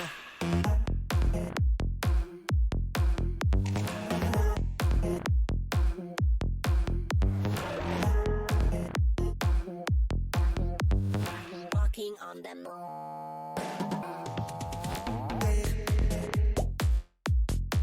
One moment to escape. People said you're old. When you're walking on the moon. Walking on the moon. Chase your happy place. It will change your groove. When you're dancing on the moon, dancing on the moon.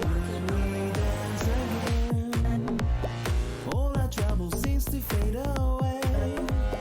This is how I feel. When you take me to some levels that I've never been. When we dance again, all our trouble seems to fade away. This is how I feel. When you take me to some places that I've never been. When we dance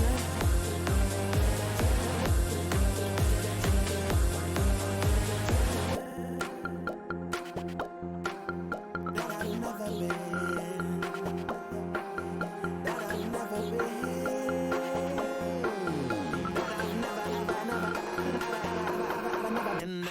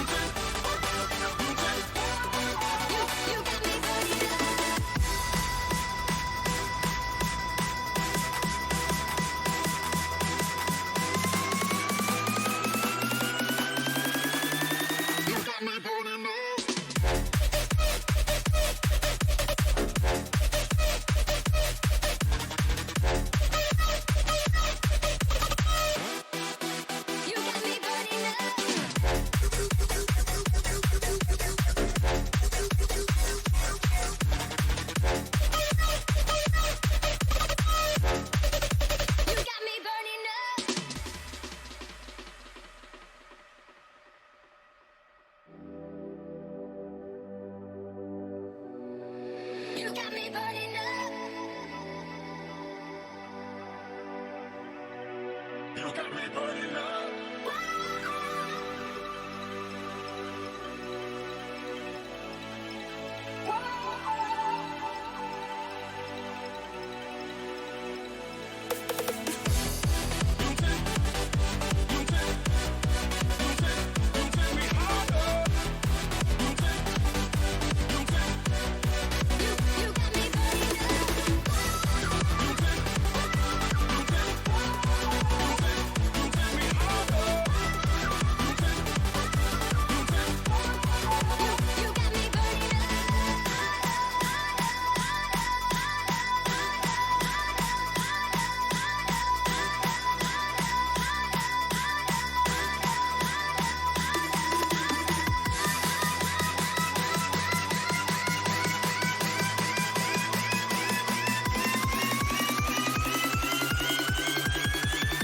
You got me burning up. You got me burning up.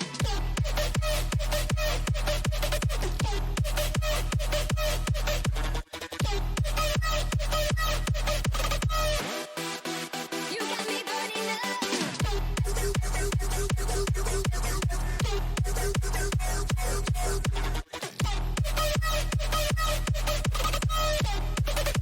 You got me burning up.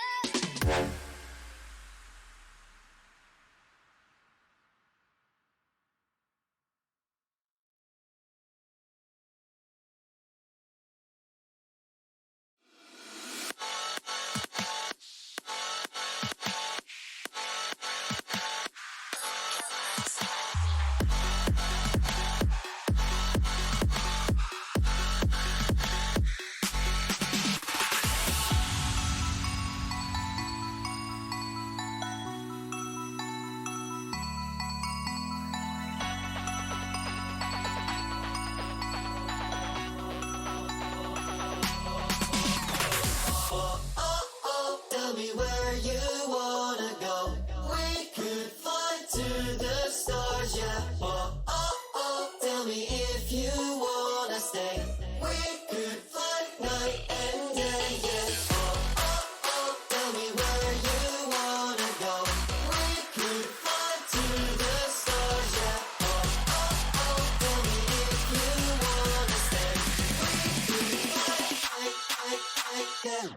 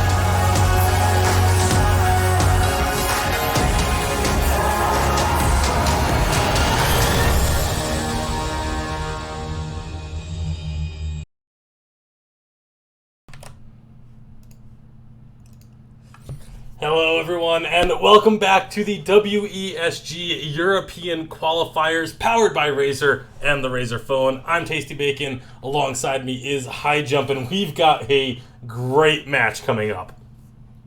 Oh yeah, Germany versus Spain. I think this is possibly the game that everyone's looking forward to. Both teams are just so dang dominant in their journeys to this semifinal, and it's going to be a matter of who is going to topple the other to take on Russia for that first spot to try to represent Europe at the WESG. Yeah, absolutely. That's what it's all about here, is trying to get that top spot so you can be representing the entire region at WESG coming up later. So we are going to be getting into this game in just a few minutes. A couple of players need a little bit of extra time to get themselves situated, get themselves sorted. And so we're going to be just kind of breaking things down a little bit before we get into the draft. First up, obviously, got to talk a little bit about earlier today. We saw our first semifinal matchup go off between Russia and the Netherlands. Russia was able to take that series 2-0 and secure themselves a spot in the finals. They will be facing off against the winner of this matchup. So obviously Russia going to be watching this game very closely, as they want to get as much information about their opponents as they possibly can. Yeah, no, this is like the best time for research, because now that we've got pretty much like everything on the table in regards to what's available hero wise, and at this point you're not going to want to be like kind of holding back strategies, especially if you lose that first game. Everything's going to be on the table. Mm-hmm. Of just like you have to go hard. You can't just expect we'll just win the next qualifier and then go take them on again. You want to be able to get to that grand final spot now and be able to ensure that you've got the best chance of being able to represent all of Europe. Yeah, absolutely. And you talk about holding things close to your vest right now, and when do you reveal it? You said a lot of times these teams, if they feel like they have that confidence of being able to win their matchup, they will kind of hide some of their strategies. They'll play some off-meta picks and things of that nature. But like you said, if you drop game one here, you absolutely cannot hide anything. You have to bring your absolute best, because otherwise you will be facing elimination. So there's definitely a lot of pressure as you get deeper into these tournaments, especially to be able to perform, because now you've already had to go through 2 rounds of play, and if you drop this series, you're going to have to go through an entire another qualifier just to have a chance to represent Europe at WESG, whereas if you keep winning, you can just get yourself locked into that grand finals much quicker and have a lot of stress kind of taken off your shoulders in that sense. Exactly. I mean, at the start of this event, we had these teams that, like, it's a brand new patch. We had buffs, nerfs, new hero being added as well. So it's a lot to learn. I mean, for the next qualifier, I mean, we could have the same exact thing. Would you rather be able to, like, play where you're feeling semi-confident with everything, or would you, the future's unknown. Mm-hmm. Like, there's no telling, like, with SEMC, looking closely at the 5v5 meta and how to change things. We've seen them getting more and more, taking a look at this.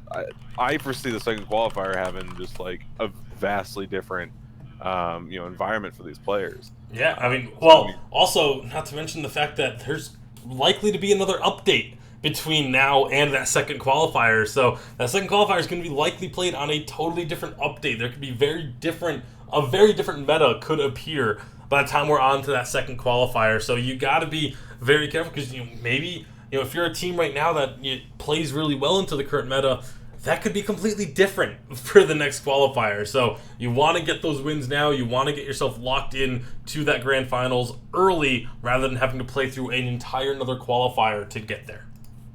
Yeah. So, it looks like we're actually pretty much ready here to go from the player's standpoint.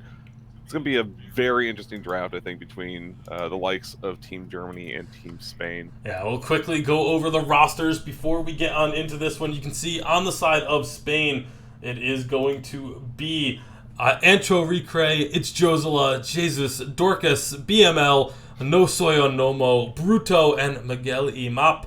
And over on the side of Germany, again, this squad. It's Team Sly as well. Hundor, Tyriz, Tetno JJ, Chrisior, Sneaky, The Joker, Keanu Nakoa, and Krax will round out that roster. Yeah, this Germany team has been looking so dominant. The same way that we saw kind of like Russia, knowing they could look to close out a game. It's the same sort of sense from Germany, that they're just like, they realize, like, we got to pick, we can win this. They know exactly how much they can look to take a fight, but that shouldn't take away from the side of Team Spain at all here. They've fought their way to the same standpoint, and they're also a very strong team. It's just a matter if they have like a plan to really take down Germany here. Well, we'll find out shortly as we are into the draft for game number 1. It is going to be Spain on the A side to start the series off. Germany on the B side, and already hovering that Yates is a potential first ban, but they're going to actually ban away Catherine. This is an interesting decision, because again, it's not really one of the power picks that we've been seeing dominate the Rise, but it's definitely a pick that Team Germany likes to play. They like to play it as a captain, a sort of utility in the top lane, but it also leaves open those other power picks available now for when it comes time for that first pick. Yeah, and of course we see this has pretty much been the standard ban for the second pick team of Yates and Anka. Does not want to deal with either of these two heroes. With Reza being banned out, Churnwalker seems like a very solid first pick here.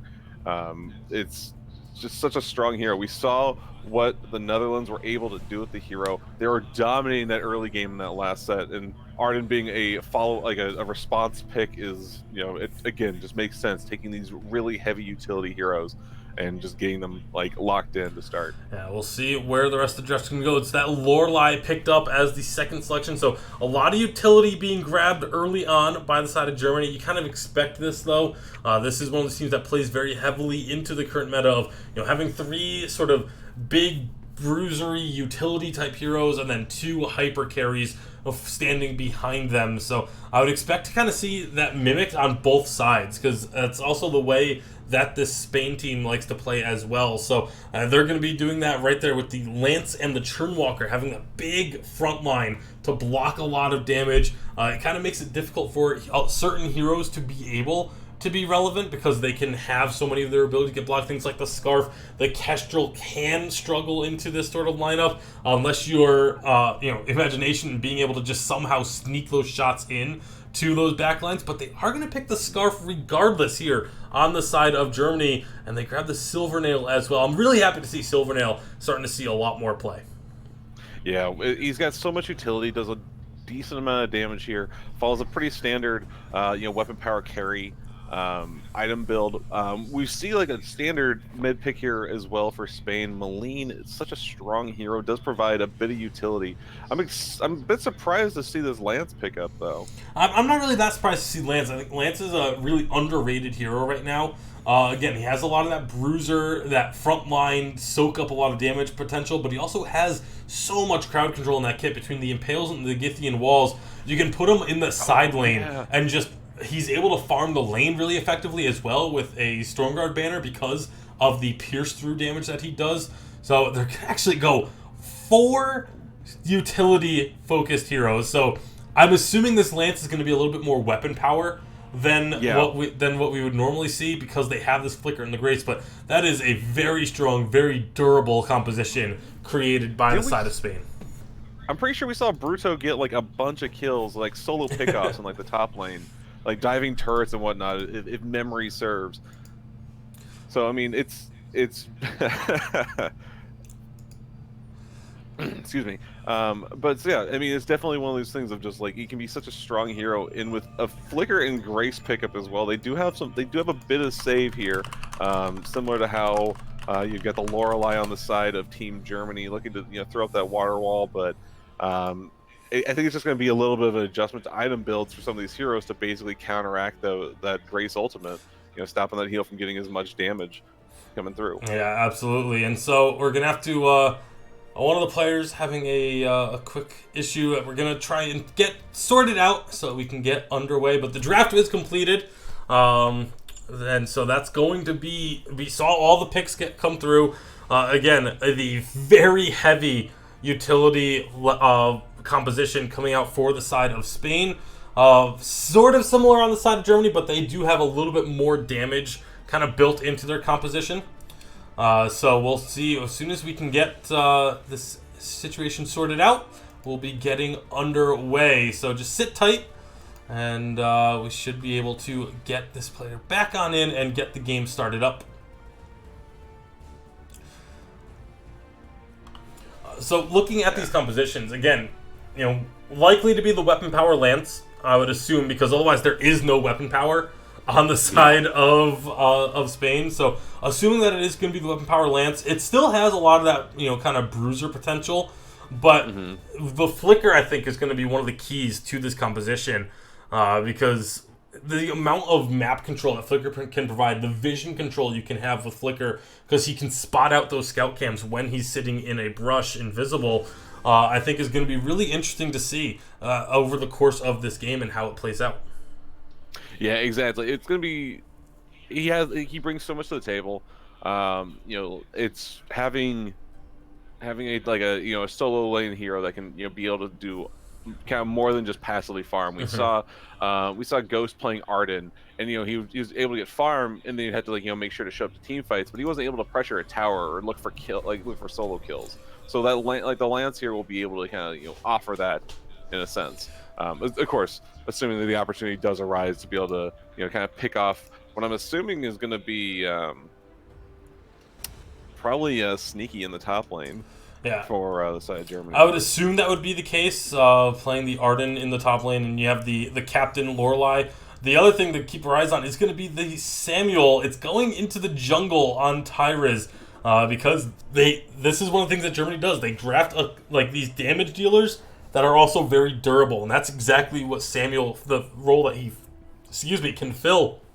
And that's the type of playstyle that Tyrus loves. It's a hero that he can be aggressive on and go into the enemy jungle, get a couple of hits in, and then get out still with his life. So many times we see players try and make these aggressive moves into the enemy jungle, but they're playing a squishier hero that can get blown up instantly. That's not the case with Samuel. So going to have to keep our eyes on Tyrus as well as this game progresses. Yeah. it's really gonna come down to, I think, like this early start, seeing like trying to set the pace really for these excuse me, trying to set the pace for like the rest of this game. Seeing Germany play a little bit more defensively here is, we're probably gonna see the usual invades. Tyru's already in the top portion of the map. I like what Tyrus just did there. He put a deep scout cam into his jungle. Both teams actually doing this, getting a scout cam on their weapon buff so that they can spot out any really deep invades. But you see up in the top lane, Hundor and Nosoyo Nomo, they are going to be just kind of keeping each other at bay while these jungle invades do happen. So thus far, Crystal Treant secured by Hundor and Tetno, or by Tyrus and Tetno, excuse me. They're going to be able to grab that one away, and then it's Josela will take the Germany blue Treant. So pretty much the standard start, although it did look like Germany got a little bit of extra jungle camps out of that. They were able to secure some of the back camps, but now up in the top lane, Nosoya Nomo, he's in trouble. Here's that aggression coming out from Tyrus, able to find first blood. A nice rotation there, just quickly moving through the jungle and then going directly into the lane. Yeah, they can still look to go grab that healing Treant, and then it would be very much like an even trade in regards to the jungle camps. But having that heads up of Grace had already dashed in once onto Hundor. She doesn't really have an escape mechanism without sprint boots. So very heads up play by Tyrus to go and secure that first blood. Yeah, absolutely. And then they just rotate on into their jungle, grab the weaponry and the gold oak as a duo. Look for Tyrus and Hundor to be moving together quite a bit throughout this game. Maybe even make a revisit to this lane and look for another kill onto Nosoya Nomo. Hundor makes his presence known. Tyrus is going to come in a little bit later, but just going to help to clear out these minions instead of looking for a kill. Yeah. So we do have a bit of, Tyrus just kind of hanging out in top lane, pushing this wave in, letting them both recall before that, the river shops being up. I do like this a lot from Tyrus. It's Samuel as a jungler is kind of weird. Kind of passively, farm the jungle, then show up, after hitting like level 6 with some items and some buffs. I love this kind of play style of just like always looking for those ganks. Yeah, it looks like it's going to be kind of that babysit mentality we've seen growing in popularity, where the jungler just sort of sits in the top lane. It almost ends up playing like the jungler almost playing like a second captain, because you have your primary captain in the mid lane with your mid laner, and then your jungler just sort of walks around and sits with your top laner or your as well, just getting them that extra farm, that extra safety in terms of looking for CS. And now there's going to be a skirmish here in the jungle. Everyone from the side of Spain is here to respond, though. And Germany is going to be here as well, though. So this is a full 5-on-5 team fight in the jungle. Who's going to get the upper hand right now? It's Spain trying to back away. They're going to get stunned up on the back lines, and that will be the Churnwalker going down. Germany looking to continue this aggression and force Spain fully out of their own jungle, and that's exactly what they're able to do. Yeah, Nosoy managed to pick up that blue buff, taking it away, but definitely not an even trade here. So Germany, they are going to be a bit low, but so are many of the members of Spain as well. So not going to be too concerned. Now they have to go and secure their own blue buff as well. And you can see Spain, they know that this is going to be happening. They want to try and contest this. Flicker's going to go on in, put down the sigil. He actually steals it away with that ranged dot damage. And he's going to secure. That's got to feel real good for Miguel to be able to grab that Treant away. And Germany are going to be without that blue buff for a few minutes. Yeah, that was really smart. I'm actually surprised that Tetno didn't get that. I thought his fire was going to be up for that, but unfortunately, it does lose out on it. Sets a little bit of a tone here, but Moline doesn't have the buff either, so it's not going to be the end of the world. Yeah, it's Grace and Flicker that have the blue buffs, but Dorcas, though, is just going to get absolutely melted. And that's just the relentless pressure that Germany can provide. Even when a situation where it doesn't look like you're going to be in that much trouble, they just continue to apply damage. Miguel does get that weapon buff, but it's going to be traded right back over. Hundor picking up both of those buffs now. And so a great job by Germany, just, again, showcasing this aggressive. This is the style Germany plays of constantly invading the enemy jungle and looking for advantages through the jungle that they can then translate into leads in the lane. Yeah. Already picking up the Servant's Mask too. Silvernail pretty much just needs, Servant's Mask, Breaking Point, he's good to go. Anything else that's pretty much like gravy items to him. So it's going to be a very uphill battle for Nosoy to kind of feel comfortable in this lane. We see He's going for a bit of weapon power. Picks up the banner as well as it looks like it might be a Sorrow Blade build here from the Grace. Yeah, it looks like that is going to be where he's looking to build into. Wanting that big burst is the key for a weapon Grace. When you go in, your Retribution just does so much damage.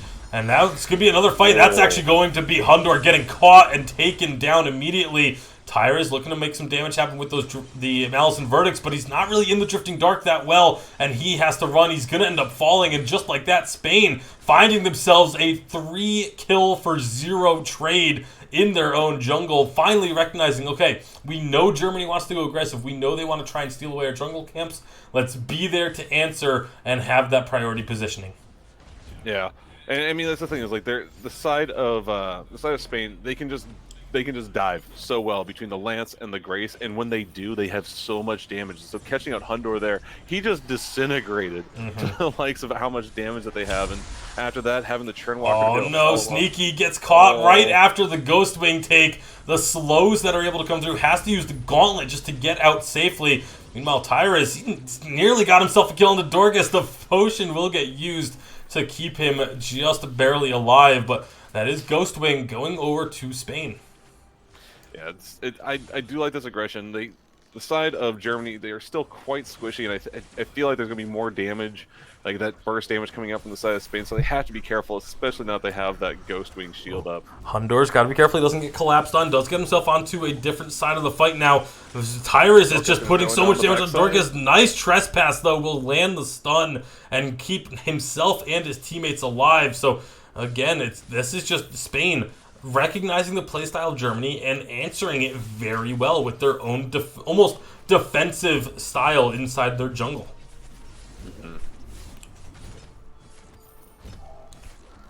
So Germany now going to be looking to play off the back foot a bit, as Spain, finding themselves that turret take, will get themselves a little bit of a gold lead. It's very, very slim. It's only a couple hundred gold at the moment, so it's kind of almost similar to what we saw in Game 2 of our Russia versus Netherlands match, where even though it felt like one team had the advantage, the gold lead was still very much even. So Germany absolutely still in this one. They've had moments where they've been able to find fights, they've been able to find picks, but they really are going to have to be a lot more careful with these invades. Tyrus, again, looking to try and pick off that crystal tree, and he just gets completely caught out here. He is going to go down. Hundor now having to retreat from No Soy on Nomo. He will be able to get out safely for now, but the rest of Spain starting to rotate up towards his mid lane, or top lane, looking to get Hundor. He gets himself out from the Impale, and that will keep him alive. Meanwhile, one unfortunate situation we do have to bring up is Techno JJ. Looks like he's got a connection issue there in the jungle, so they're playing without their Scarf for a little bit now. Yeah, as long as they play a little bit more defensively here, luckily he's not like it's not the worst spot to be in. Just gotta hope that they don't end up leading Spain to it. Sneaky though, getting chunked down here by the side of Spain. Bruto as well as Miguel are just doing so much damage. Looks like Techno is back. That's good to see, but now it's Keanu getting rooted up and then impaled. Not going to follow up with the Githian wall. Surprisingly, to me, I felt like Bruto had himself a nice situation there where he could have landed a couple of stuns and could have led to potentially a kill or two for the side of Spain, but they decide not to go for it.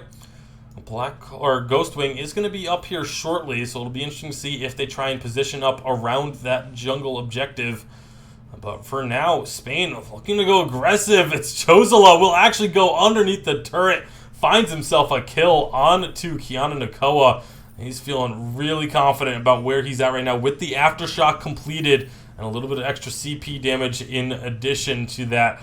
And knowing that he has the escapability of being able to duck into that shadow form and get out of any sticky situations. Yeah, that being able to just kind of drop into the pool and just it gives you so much ability to dive and to go for such more aggressive plays, just knowing that you have this free survivability, an extra cooldown. Oh, meanwhile, Flicker actually did find Techno JJ and secured a kill there. It was Bruto and Miguel were able to team up for that one, and with the Scarf down, that's going to be the go signal to take on this Ghostwing once again for the side of Spain. And Spain right now starting to pull a little bit ahead. The gold doesn't indicate it, but in terms of the actual in-game momentum, Spain is the team that has been pulling the trigger on these different fights. It's Josela gonna try and secure, and does secure the blue buff, taking that right out from underneath 4 members of Team Germany, and again able to get out alive.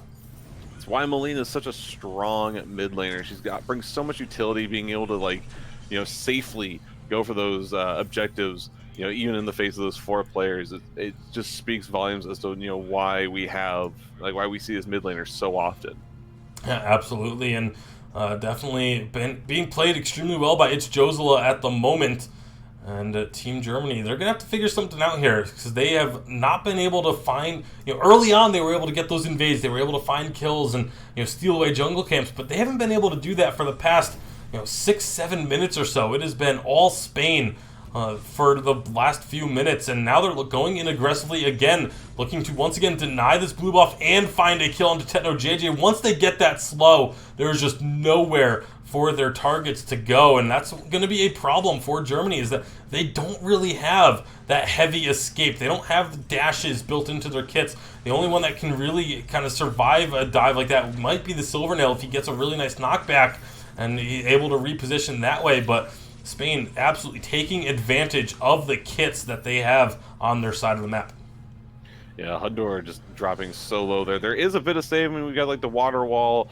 We've got defensively used gauntlet, but there's no. I believe there are war treads on the side of Germany for Lorelei, but you're having to spend so much just to save one person from going down. Then it doesn't stop Spain from just turning their attention to the next squishiest target. Yeah, and again, just look at the amount of lockdown that Spain has. You have the slow and the potential root from Flicker. You have a slow and a potential stun coming out of Grace. You've got slows, stuns, and pullbacks from the Turnwalker. You've got the impales and the stuns coming out of Lance, and even an immobilize on Malene. Every single member of the Spain team has some form of CC, and speaking of CC, that is just Keanu Nakoa getting deleted before he can even move. A nice gauntlet there along with the Oblivion is going to allow Germany to trade back 1-for-1. But how much more are these teams going to stick around? That's going to be Malene taking a lot of damage, but drops into that shadow form and will be okay. However, oh my goodness, tons of damage onto Nosoya Nomo as he goes down on this Grace. So Germany able to find themselves 2 kills to answer back, and now they're going to be able to take down this middle turret as well. Yeah, and the Grace ult hadn't been used yet, so I mean that's a really nice pick off here. If they're able to continue to poke down, here, as they might be able to look for a second objective here. Though they're probably just going to turn their eyes towards top, maybe go farm a bit. I think it's a little bit too risky to go for a Black Claw at the moment. Oh my goodness, Tyrus just gets deleted by this Lance. The weapon power Lance has so much burst damage. Tyrus not respecting it at all, gets absolutely caught out. I mean, look, it's a Sorrow Blade and a breaking point, and likely to go. I'm actually surprised about that breaking point. Yeah, I'm a little bit surprised to see the breaking point as well. But I mean, when it's based on damage done, if you're able to do your attacks and hit multiple targets, you're going to be stacking that breaking point very quickly. Now Sneaky finds himself in the middle of the couple members of Spain, but he's an Arden, so he's going to be tanky enough to survive that. He's not going to be too concerned. Everyone from Germany has respawned. It looks like Spain wants to try and set up a play around this Ghost Wing, perhaps. Yeah, farming out this bot lane, looking to keep the lanes pushing as much as possible, freeze up the area. Ghostwing already respawned. They can also turn their eyes, get Bruto, that weapon free ant. Jeez, he does so much damage to this thing. It's been a long time since I've played weapon power Lance, so see the breaking point damage. This could be a fight here, though. Germany has a nice positioning, but Keanu Nakoa goes a little too far forward and takes a lot of damage, and that's one of the things that I think Keanu's going to have to be a little bit more wary of, is his positioning when these fights start up, because again, if he gets caught by an impale, we've seen what happens. Every single time it feels like he's gotten hit by an impale, he's just been deleted. However, right now, Germany, they're going to be taking this Ghost Wing. No one from the side of Spain really is able to get in there to try and stop it. Here comes the Flicker ult, though. The Mooncloak's going to allow the team to get onto the back lines. Nice gauntlet to dissuade some more aggressive. Then Germany finds the first kill. Sneaky is able to avoid the impale, gets themselves lots of damage onto this Lance. He's not quite going to fall just yet, but they do find the Flicker. They're still trying to chase down this Lance. Bruto just narrowly avoiding death for now, but he only has so far he can run. Movement speed for Hundor is going to allow that kill to go through. And just like that, Team Germany with a big team fight win, getting 3 kills alongside the Ghost Wing. Now what are they going to look to make from this? Yeah, that was really well done. It honestly looked like they could potentially have lost that team fight. We had, I think, 2 or 3 people on the side of Germany that were already Look super at this. low. With those kills, they decide to go for the Black Claw. There is vision here for Spain. They know this is happening, and they're going to come and try and contest this a little bit, but they know it's 4v5. They can't actually fully contest. What a heads-up play from Germany, recognizing, okay, we've got some kills, Black Claw is up, let's immediately go get this objective, and because they then get the healing from the Black Claw take, now they can push in with this Black Claw and look to make something happen. They see 2 members of Spain on the side lanes, so this is going to be potentially a very, very strong push for Germany if they really want to stick to it. They know the flicker's rotated, but they can still see Grace up in the top lane. They know they have the numbers advantage, and they are full on pushing with Black Claw. This turret is going to go down. Armory turret is now destroyed, and Germany do they want to stick around? Do they want to keep pushing? You can see that's going to be a nice root landing and a lot of damage onto Tyrus. He's going to have to back off and just try and get some of that healing coming through. Trespass really only stuns up Hundor, but this is going to be Germany backing off. They've got themselves the armory turret, and so they have opened up the base a bit now of Spain. Yeah, and sometimes that's all it takes. I mean, we've seen what happens once you get that first tier 3 down at 8. Like for these teams that just deal so much damage. It's going to just take them winning a team fight with 4 people alive, and they could easily look to just end the game out on the back of that. Yeah, that's exactly what Germany's going to look to do. They do have to do a little bit of cleanup on these side lanes as they had gotten pushed in by members of Spain, but they're going to be perfectly fine with cleaning those out. Between Hundor Tyrus and then Tetno JJ, they have a lot of wave clear on this side. Yeah, looks like Spain's turn their sights towards the mid lane. Oh, they've caught out Hundor and Tyrus on the completely separated from their team. Hundor trying to do what he can inside the Black Claw pit. He actually finds a kill onto Malene, and Tyrus is looking for a kill onto Nosoya Nomo. He gets that, and what looked like it should have been an easy couple of kills for Spain has suddenly turned into a 2-for-2 team fight, and that should not be happening with the way that they had Hundor and Tyrus caught out. Yeah, that's just pretty amazing. The fact that Hundor was able to trade off onto the Malene, no less, makes that like a decent trade. The fact that it's carry for carry, instead of it being picking off like the Flicker or the Churn Walker, where it wouldn't have it wouldn't have stopped them from being able to push or go try to take a different team fight. Yeah, really impressive stuff out of the individual players from the side of Germany. And some of their team shot calling has been really good as well. That's a lot of damage onto this Lance. Popping that cooldown, the item cooldown, very early on. Obviously going to be a few seconds before that's available again. So see if Germany tries to capitalize on it, knowing that Bruto's not going to have that burst resistance any longer. But he's going to be able to just use those boosts and get out. But now this sets them up to be able to take Ghostwing, knowing that Bruto's not going to be here for this, knowing that they're going to have a 4v5 if a fight does start. Germany just has to be wary that this doesn't get stolen away from them. They're clearing out the vision as soon as it gets put down to make sure that they don't lose out on this Ghostwing. They secure that one for themselves. All 5 members going to be having that buff now. It's very, very smart to continue focusing on these individual objectives. I mean, between Black Claw and Ghostwing, it's kind of like your main points of focus. Yes, turrets are always great to be able to go for, get yourself some, get your team some gold.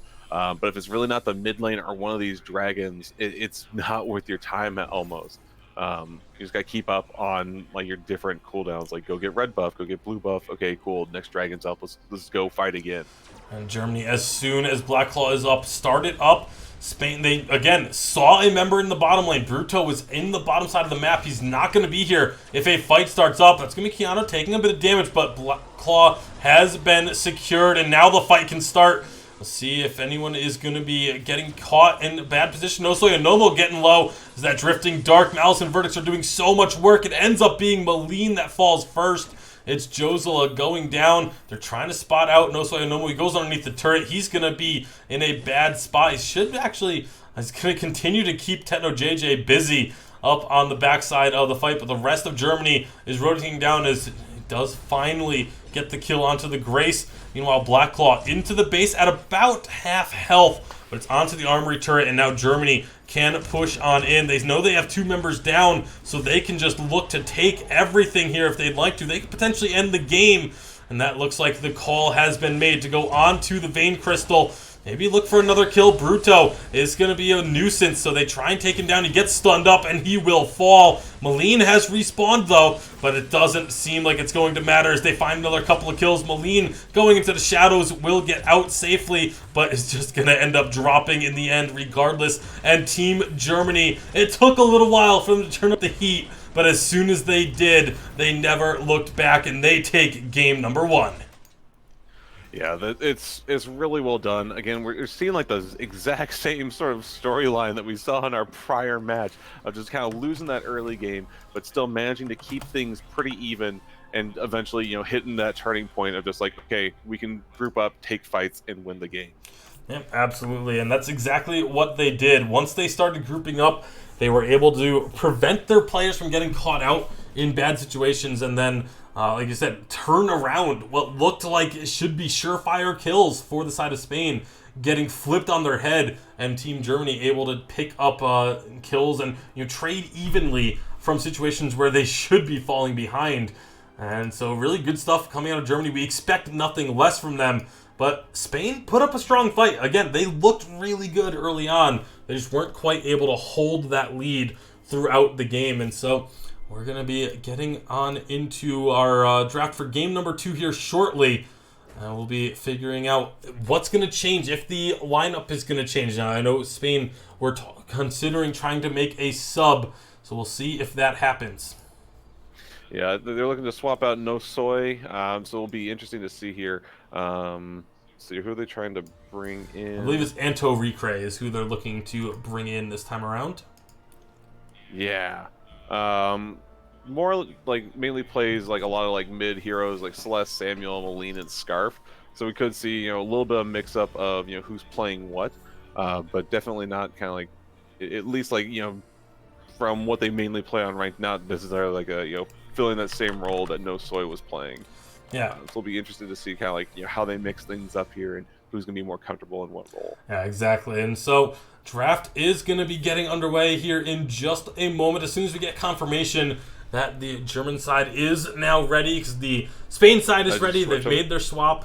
Oh yeah, we do have to swap players again. That's don't want to make that mistake once more. Thank you. And yeah, so it'll be definitely interesting to see kind of how this mixes things up. If Germany was able to prepare, if they were preparing for all the members of Spain, or just who had been consistently playing in the past matches. I don't think we've really seen Anto really playing in the turn, at least from like the games that we've seen. And so it's a matter now of just like, okay, what should we look to ban? What, like, how do we basically limit his and trying to make the most of it. All right, so we are going to be getting on into this draft here. Germany has the 1-0 lead on the series, looking to have another clean 2-0.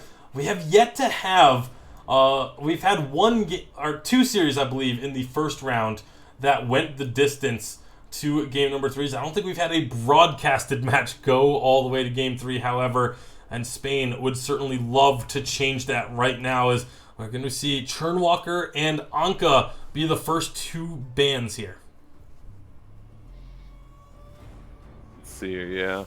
Chernwalker, Anka, I mean, we're going to see Yates getting banned out, like, for sure. There wasn't really, like, a... yeah. I mean, because, like, there wasn't really, like, a hero that just absolutely destroyed Spain. Mm-hmm.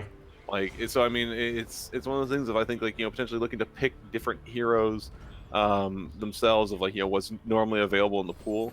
Interesting that they're banning out the Lorelei here. I think the Lorelei ban is just, again, to keep other power picks open and available. because you look at what's available right now.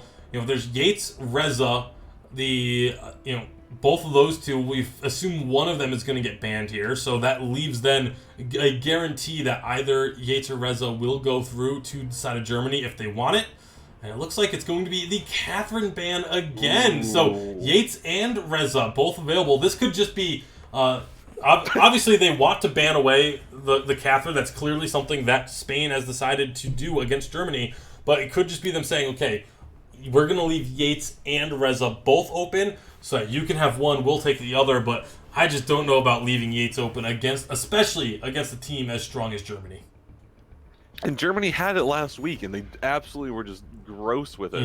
Lining up combos for this hook. But Finn seems like what people are trying to counter him with a bit. Not being able to be hooked and just kind of able to body block for your squishier heroes. But I mean, I wouldn't be surprised to see Reza picked up here. Yeah, not at all. I mean, so much power left. I would definitely. I feel like Tyrus would be more than happy to get his hands on that Reza in the jungle. He could always go for the Samuel again as well. There's a lot of options for the side of Germany here because there's still plenty of strong picks up. And, something we haven't really talked about either is Kinetic and Kensei are both still very strong at the moment. Kensei got a little bit of tweaking, but we haven't really seen much of either of those two in the past couple weeks. Yeah, it's definitely kind of fallen off, in popularity. Not necessarily meaning like they're not strong heroes, but having someone like I think as Silvernail has become more popular, it's because people are getting more comfortable to him, and definitely Silvernail gets picked up or banned out. We've seen Kinetic kind of be that that third option when they're not picking up like someone along the lines of like Gwen, for example. I'm a little bit surprised actually to see Germany grab themselves the Grace in this composition. It's obviously they love those big frontliners, but they had other options available. They could have gone for something like the Lance, and instead that goes over to the side of Spain. So maybe this is just actually some really good homework done by Spain in terms of banning away the Catherine in order to allow themselves to then get the Arden. And now with Lance Flicker, look at the tankiness on this team. This is absolutely an insane amount of durability, but where's their damage going to come from? You assume it's going to be a weapon power Lance once again and then they can just pick any of the Crystal Mages that are still available for this final selection on the side of Spain, but that is just a massive front line in front of whoever they decide to take. Yeah, so I think it's going to be a lot of kind of setting up with that Yates hook, being able to use Grace's B to basically get the instant knockup. They were hovering the Reza, but this Rhyme pick, I want to talk. So when you think of Rhyme, you think long, drawn-out fights and just being impossible to kill if you don't have a ton of upfront damage. And I don't see a ton of upfront damage on the side of Spain right now. So this Rhyme could actually be a very, very difficult pick for them to deal with. They're going to round out their composition with a Baron. I mean, Baron is one of the go-to, kind of protect the carries to pick up. So makes a lot of sense, especially if it is going to be the Crystal Power Baron that we've seen here and there in competitive play. Usually when you see Baron, it's weapon power, but I just don't see anyone else on the team that could provide CP damage if they don't go for the CP Baron. So I feel like a lot of this is just going to be keep that Baron on the back lines, keep him as far away from the opposing team as possible, and just throw out those mortars, use the other 4 members of the team to be just a shield in front of that Baron. We'll see how it plays out for them. Yeah, it's definitely going to be interesting. I'm excited to see kind of like some set plays here, just trying to like best use this hook from Yates. But I think the lineup from Spain can still look to just kind of delete some of these squishier heroes. Like if they're able to get onto Techno JJ or onto Hundor, it's going to be a real bad time. I think the flicker pickup here is also going to be pretty good, and again, just like keeping that vision limited. Yeah, absolutely. We'll see how it all plays out, as this is game number 2. Germany has the chance to punch their ticket to the finals up against Team Russia if they can pick up this victory, but Team Spain is going to try and force us to a game number 3. We'll see who will be victorious as we are on to Sovereign's Rise for game number 2.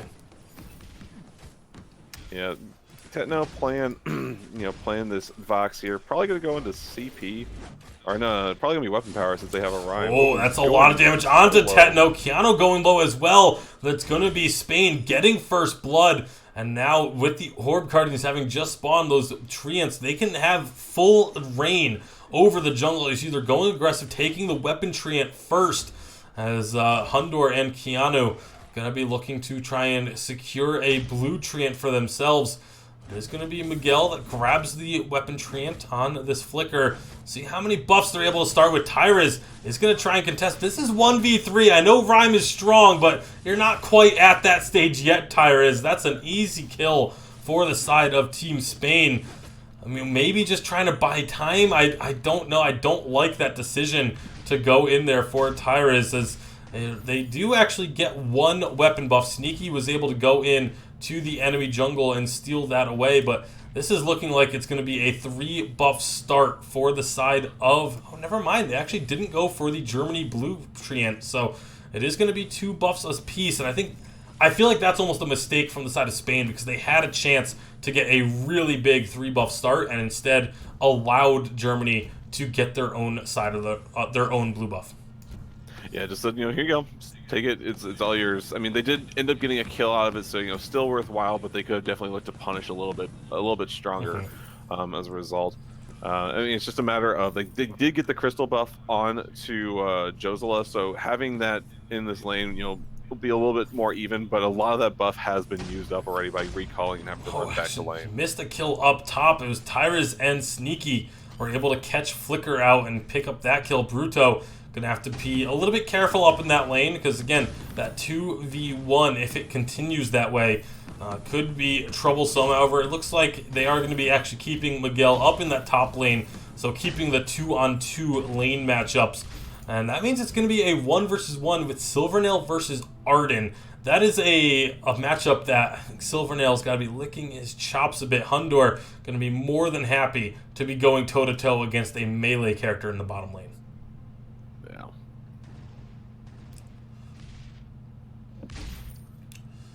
Here, yeah, I mean, we've seen solo Ardens before, and they're able to farm a bit, but not really pressure this tower. So it does give a bit of freedom to Hundor to always fall back, go farm the jungle a bit, and come in and just kind of push out a lane real quick. And that's exactly what he's doing. But right now, Tyrus is actually getting caught. He's going to get impaled and rooted up. He's still staying alive, though. This is that durability we were talking about. He does fall eventually, but not before Team Germany was able to find 2 kills, make that a 3rd. So just like that, well, again, this is something that Team Germany excels at so much, is it looks like they're getting caught, and they just turn it around. Josela falls, Techno JJ securing that kill, a big assist to Keanu.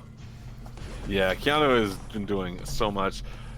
Anto, failing to steal away that blue buff, almost throwing away his life here. I really like this. The problem in that fight for Spain is that they just let Techno just do what he wanted. He was right there in the mix along with Tyrus, but just no one touched him. Yeah, it looked like they got Tyrus low and just completely tunnel visioned onto him. They did get their target eventually, but like you said, Tyrus isn't the primary source of damage. He's not going to be the one that's melting you, and this is a CP Vox, so those resonance bounces in a full-on grouped-up team fight are just going to be melting targets. Yeah, and after he gets this alternating current, he's already most of the way there. It's going to be just a little bit more farm. He's already got 2k in the bank, so I'd expect him to kind of farm out a lane, maybe get a pick here, and then look to just go buy it up in the river shop once they're available. Absolutely. River shop's about to come online, about 15 seconds. Meanwhile, up in the top lane, Miguel narrowly escaping with his life underneath that top turret. Again, Tyrus and Sneaky are just 2-0ing that lane and just constantly able to find pressure and just keep those members at bay. River shops are going to be spawning, and you see immediately it's going to be Techno grabbing himself the alternating current. Multiple members from Germany picking up their first tier 3 items as soon as those shops spawn. They know these timers so well, and they excel at just getting themselves in position to take advantage of those power spikes as quickly as they can. Yeah, we're seeing a bit of a difference in builds too. Sneaky's Grace going for a much more utility-based role than we saw from the side of Spain in the last game, but still able to do a bunch of damage, getting that red buff to every time that she dashes in, she's able to just slow that flicker down and be able to get in that extra damage. And of course, having the War Treads early for Sneaky as well, going to just provide that much more movement speed for the team. If they need to kite away or dive onto a target, they're going to have the ability to do so. I would assume it's going to be more used for the, for kiting away, because there's so much tankiness on the side of Spain that if they start kiting a fight, it can be very difficult for Spain to actually stick onto their targets. You don't have a lot of movement speed with the Lance or the Finn. Obviously, Lance does have that combat role he can use, but once that's down, there's not much left for him. Enrique going to be throwing down that gauntlet. A nice impale, but immediately knocked back. Great job by Hundor with that Silver Nail to keep his team safe. And now they're going to be just looking to get the damage onto Dorcas. He's going to fall. Enrique and Bruto, the next two targets, not quite going to be enough. Never mind. Keanu says, "Get over here," and finishes him off. Yeah, even using like Yates' kit is just so strong for this. It really that is. beat to keep everyone just stunned. It's so great in these chaotic fights to just kind of walk at the enemy while they're focusing, while they're trying to focus down a carry or someone else that's right in their face, like this Rhyme, and they're just gonna let you stun them up every time. And meanwhile, Tyrus and Hundor duoing the Ghost Wing, secure that for themselves. There's going to be Enrique, knows that it happened, knows that they're low, but doesn't have anyone with him to try and go aggressive. Knows that he can't really contest Tyrus on this Rhyme. Tyrus is going to get that healing treant and pick up himself the Dragon's Eye. So this is going to start being a very scary Rhyme that Tyrus has on his hands. Yeah, it's definitely gonna be rough. I'm keeping an eye on Tetno, because it's just a CP Vox can be so dang squishy. It's very much just I guess kind of like a snowball hero. So I think that going up against a Baron, there's still a chance that Tetno can just kind of get bursted down, be it by the forced aggression from Dorcas underneath a tower into just mortars. Sneaky has been 2v1ing Bruto and Miguel Map for a good bit of time now, and is actually coming out on top of a 2v1. He did have to use his ultimate, but now he's bought time for the rest of the team to join in, and that's going to be a difficult situation. A nice damage there coming out from Tetno, as again narrowly misses taking down those members, but that's what the resonance damage can do with a CP Vox. You have to be so careful going up against that. Meanwhile, ultimate being dropped here by the Baron is going to get Tyrus pretty low, and Hundor gets pulled in, but is able to just boots himself out to safety. Gauntlet throw down. This is a 5-on-2. They find the kills, Spain does, and that's going to be a nice start to this. And now they have to see if they push this. Do they push the issue, look for more kills, or do they just try and secure their own half of the jungle? That's what they're looking for, but Yates pulls the trend away. It does go the way of Spain. And so Spain able to find those 2 kills and just, again, get a little bit of control in their jungle was really the only thing they were looking for there. Yeah, it's very much... It's very interesting to me to see such aggression still coming up from Germany. They've got 2 people down, and they know they're walking up to 5 enemies, but yet they're still getting aggressive and just let's try to get that crystal buff. It's totally worth it. Sneaky. But still they're just gonna take their own instead. Sneaky's gonna get slowed up a bit there. Dorcas not quite level 8, so he doesn't have the stun on that Quibble. Excuse me, and so that's going to be actually now Dorcas all of a sudden in trouble as Tyrus just chases him down. And when you're a Finn, if you get into a bad spot, you are just almost always going to be falling, because unless the rest of your team is there to kind of cause a distraction, you do not have the movement speed to get out of a bad situation, especially against something like a Rhyme. Nice pull from Bruto right as the root came through from Tyrus as well. Just keeps him stuck in place. But now this Baron can start dishing out some damage. That's going to think, Joslo, we haven't really talked about much, but CP Baron is going to start dishing out some serious damage with those mortars. Looking to chase on. Nice Githian wall to knock the team back, but are they going to be able to find anything? A big ultimate from Tyrus is instead going to turn the tides, and they get the kill on the flicker. Force the court under the turret. They get stuck underneath there a bit. Sneaky. He's going to narrowly dodge the impale, and it allows Germany to turn around and find a second kill. Yeah. Oh wow.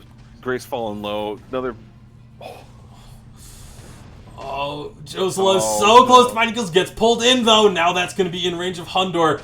The jump to get him out to safety. Again, these fights are very, very close, but Germany is just pretty consistently able to come out just on top when it comes to actually securing the kills. And you see it's led to about a 4K gold lead for them over this first 10 to 11 minutes. Yeah, it's definitely been kind of like, it's amazing that like Spain is only down by 4 kills here. It feels like they've been doing so much more. They're still finding ways to kind of stay in this game and stay relevant. They're able to still get kills when needed.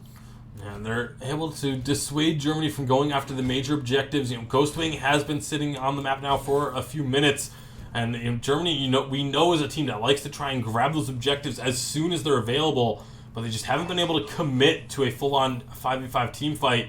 See the ultimate, or heard the ultimate getting used. Not sure where it was thrown. That was the Baron ultimate, but there's going to be a turret going down in favor of Germany as Hundor secures that one. And the rest of Germany hanging out around this middle of the map. Yates hook not going to connect there, but Keanu Nakoa, he has been absolutely stellar with this Yates up until this point. Meanwhile, it's going to be Tyrus actually finding a couple members of Spain. He is so durable in there, especially with the help of Sneaky. And Black Claw has now landed, so all these fights become so much more important. Bruto gets pulled over the wall. I don't think that's who they were looking for, because they did not try and capitalize and collapse onto him as soon as that hook happened. Yeah, this Baron is just still able to do so much damage. It's just a matter of getting him into like a favorable position. But Germany always looking for the next objective. Nice resonance damage coming out of Tetno, but Germany's working on this Ghost Wing. There is vision here for the side of Spain, but I just don't think they're going to be able to get into the pit. I mean, Tyrus is basically able to solo that thing at this point. Now they're looking for damage. The resonance bouncing around the team. Wait for it's going to go out.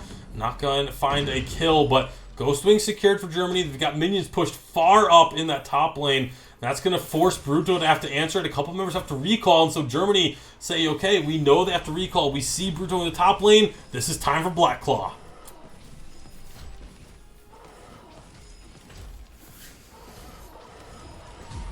Yeah, they're just Spain's so late to this. Oh, and, like, Miguel gets pulled over the wall. No one is there to help him. And again, that's one of the strengths of this Yates pick, is being able to isolate a member from the rest of their team. Black Claw now working on this middle turret. The first turret to go down in the mid lane will be over to Germany, with Black Claw continuing to push now. We'll see how far they want to take this. They obviously, if members of Spain group up, it's going to be a difficult situation for them to get out of those resonance bounces. The AoE damage of Tyrus on this Rhyme can just melt through them.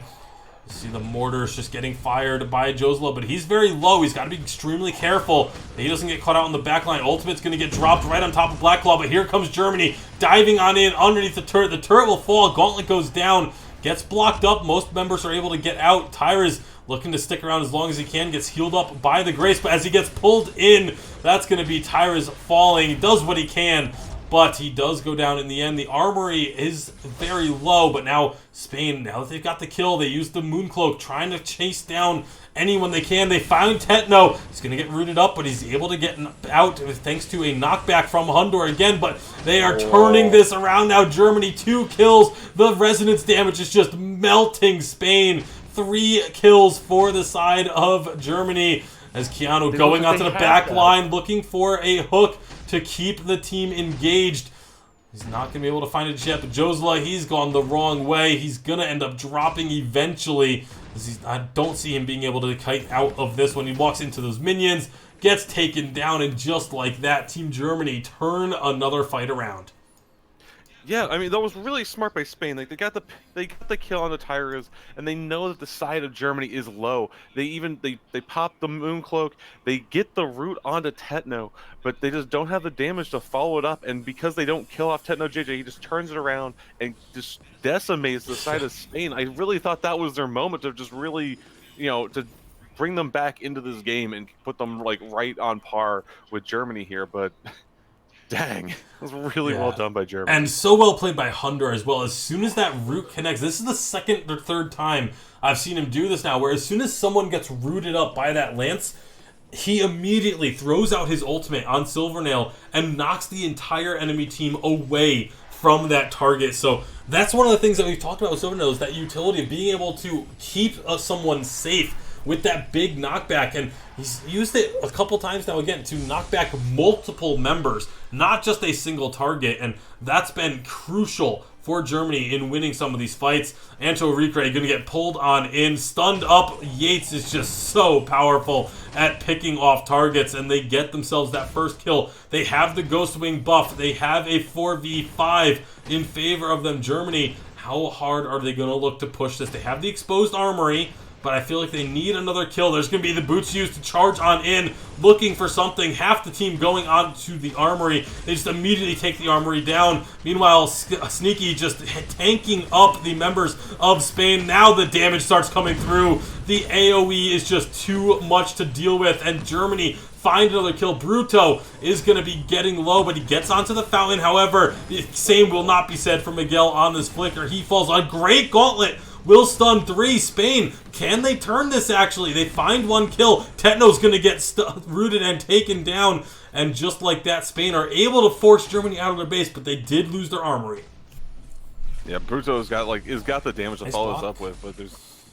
Oh, yeah, this is good. Yeah, not going to be Great kill. any other escape tools available. The ultimate from Hundor was still on cooldown. So they lose out on an armory, but they find 3 kills right as Black Claw is spawning. And so now Spain is going to be able to grab themselves this dragon and try and make a push of their own. Come on, they have not taken any of the turrets in the mid lane.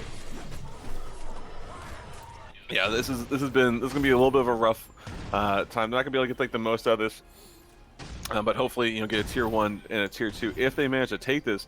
Sneaky coming in, looking to contest this. Sneaky's got to be careful. I mean, he is very, very tanky. He's gonna get a nice job by Spain to stun him so that they can secure the Black Claw. Now Sneaky's gonna go down. There's gonna be a 5-on-4 with Black Claw now for Spain. All of a sudden, this could be a big opportunity for them. If they can find another pick, they could make a lot of damage happen here.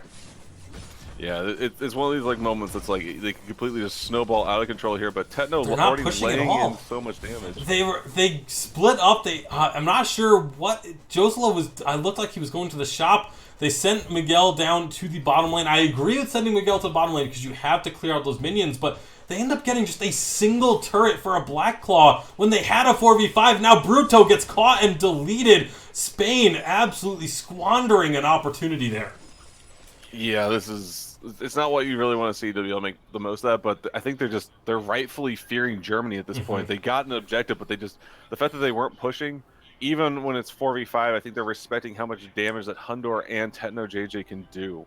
And it's like they have to be in melee, and they're going to get so many resonance balances between them that it's almost not worth it. Yep, so Ghost Wing is going to be landing, and Germany are there waiting for it. They're going to capture that without any opposition. Spain has to keep those lanes pushed up. They have to clear them out. The ultimate being used by Baron to try and get a steal, but it's unfortunately a little too late. So Ghost Wing buff onto Germany. Looks like they have set their sights on this bottom turret now. Yeah, if they're able to actually, if Spain's actually able to take a fight here, it'll be a miracle, really. Like Germany's just pushing in, taking as much of the map control as they can, trying to get all their minions buffed up as possible. But it's really an uphill battle for Spain here. Oh my gosh. Yeah, not the target you want to pull in, so they let him go. Just say, you know what, just wait, reset. If we get a priority target pulled in, then we just all in engage. That seems to be the way Germany's going to play this. Let the minion waves come in slowly. Just keep pressure on. This is a siege setup, but looks like they're actually going to back off instead and just say, okay, other objectives are going to be coming up shortly. Let's secure them. Let's get these buffs. Maybe get some infusions refreshed as Hundor's is about to run out. And then look for a team fight after that. But they've got those minions still pushed up on the bottom lane. Those are going to have to get cleared out as they just rotate on over to this top side of the map. Black Claw is still a little bit ways off, so not going to be an available objective for Team Germany to try and push. However, it looks like right now they just want to get all the minion waves on the enemy side of the map and just just put pressure on Spain at various points. See if they can catch them in a sloppy rotation, and maybe look for a team fight that way. Yeah, I completely understand where Germany is coming from with this. They're not like wanting to kind of get over aggressive. They've this is their game to lose at this point. And so if they if they start to get too over aggressive, they saw what happened when they tried to finish the game last time. And they're wanting to be able to like win this game as cleanly as possible. So even just backing up here, looking to go for Black Claw, but Never mind, they're jumping fight. on in, seeing if they can find a kill or two here. They are going to get a lot of damage down. That's going to be Bruto a target, but instead it's going to be the Armory getting destroyed. Black Claw has landed, but now Josela is going to be dropping. They caught the Baron. That's the primary source of damage. They do lose one. However, but with the main source of damage, I would love to see Germany go back in. Miguel was extremely low, but they back off fully instead. So it is going to be now a 4-on-4 for 20 seconds or so with Black Claw up. Germany, I'm a little surprised they're not just grouping up and going immediately for that. Instead, they want to get these minion waves pushing and say, okay, give Spain effectively an ultimatum of clear out these minion waves from pushing on the side lanes or try and defend against Black Claw. You see Miguel, he's going to be clearing out as much vision in the pit as he can. And that's going to at least allow the side of Spain to know when this Black Claw is starting. But Ghostwing is about to land. Tyrus and Tetno look like they're likely going to be looking to start this one up. Yeah. So, I mean, I feel like they're at this like critical point of just like they've Spain knows pretty much six-slotted. Baron Ultimate was used. Spain knows this is happening. See Tyrus just working on this Ghostwing as the rest of the team keeps Spain at bay. And that will be Ghostwing going over to the side of Germany. Tyrus very, very low, though, so we may see a recall there instead of going directly for the Black Claw. But it looks like, never mind, the team says, you know what, we don't care if Tyrus is low. We want to get this pressure down right now. Yeah, I mean, just get the last few buffs here. They're gonna look for this Black Claw, just try to force down the lane. Either they go in with it or they go try to take bot armory as well. I actually really like that ultimate use from Sneaky very early. He's gonna have it up for a team fight when one breaks out, but it keeps Tyrus in fighting shape. That's gonna be the weapon tree going down. Actually went over to Spain. Bruto was able to secure that, but this is a 5-on-5. Whoever wins this team fight. If Spain wins, they may not be able to actually win the game off of it. But if Germany wins this team fight, it is absolutely game, set, and match. So Spain, the pressure is on them to try and find a way to get into this Black Claw pit and start up a fight and come out on top. There's going to be the Moon Cloak going on in. Nice gate set up there. Great pull's going to fool everyone. Gauntlet is going to split the team. And this is a very split team fight. Tyrus is going to be going low, but Miguel is as well. They're trying to take down Tetno, but Tetno is just dancing around virtually untouched. Meanwhile, Hundor is able to work on Bruto here on the back lines. They're just going to look to try and keep away. Dragon's Eye just stacking up in like crazy. Dorcas is going to be the next target, and Germany have effectively just won the game off the back of this fight. 3 kills for 0, and they're still hunting down the final 2 members. This is really just Sneaky and Hundor going to be preventing the recalls while the rest of the team goes and finishes off the Vein Crystal. Josela will go down as soon as Hundor gets into this fight. Just too much damage to deal with, and it is an ace for Germany. They are going on to the Vein Crystal, and they are going on to the Qualifier A Finals. Yeah, that was just really well done. They slow played the last half of that game, making sure to take it. They're not one to throw it. They realize that they're so close to getting into grand finals for this first qualifier. There's no reason to throw it away right now. I love how confident they are on these heroes, and it's just showing why we see Yates banned again. He didn't dominate this game completely, but he offered so much utility at the start of that game. He dominated the early game. He allowed so many of these members on Germany that need to scale up late to get the early kills, get the early gold, and get to that late game scaling. I mean, Tetno JJ, so much credit has to be given to him on this Vox play that we saw. That last team fight, he had multiple members trying their best to dive onto him, and he was just skating around the outside of that fight untouched and just dishing out so much damage. Really incredible stuff kind of across the board from Germany. We expect nothing less from them. And now they're going to be going on to the finals. The winners of Group B, Team Germany. Yeah, that's very well done. Congratulations to them. They're going to be facing off against Russia next week, and oh man, it's gonna be a really, really good matchup. It's gonna be, I think both teams were pretty much like, this is pretty much like what we were expecting. Mm-hmm. Like at the start of this event, we were expecting, Germany and Russia to kind of go far in this tournament. And the fact that they're both in grand finals, it's really is, again, just like it showcases how well these guys have been able to work together. As they, each join their own national team, and I'm really excited about this next weekend's grand final. Yeah, it's going to be very exciting. There's also going to be a third place game because that could have implications on the overall standings, as the way that the format will work is in Qualifier 2, the top team from Qualifier 2 will now face the top team from Qualifier 1, and then the next two highest ranked teams, so second place from each tournament, are going to face off to determine the overall third place victor. But one team could potentially end up as second place in both tournaments, in which case the third place teams would have a match against each other to determine who's going to be going into that matchup. So there's a lot of, we'll deal with that when we get to it. That's not really important right now, because what's important right now is that we will have Russia versus Germany as the grand finals for the first WESG European qualifier, and it will also be Spain versus the Netherlands in the third place decider next week on the WESG European qualifier presented by Razer and Razer Phone. I'm looking forward to those matchups. I assume everyone is going to be looking forward to those matchups. What are you most excited about with this Russia-Germany matchup, High Jump?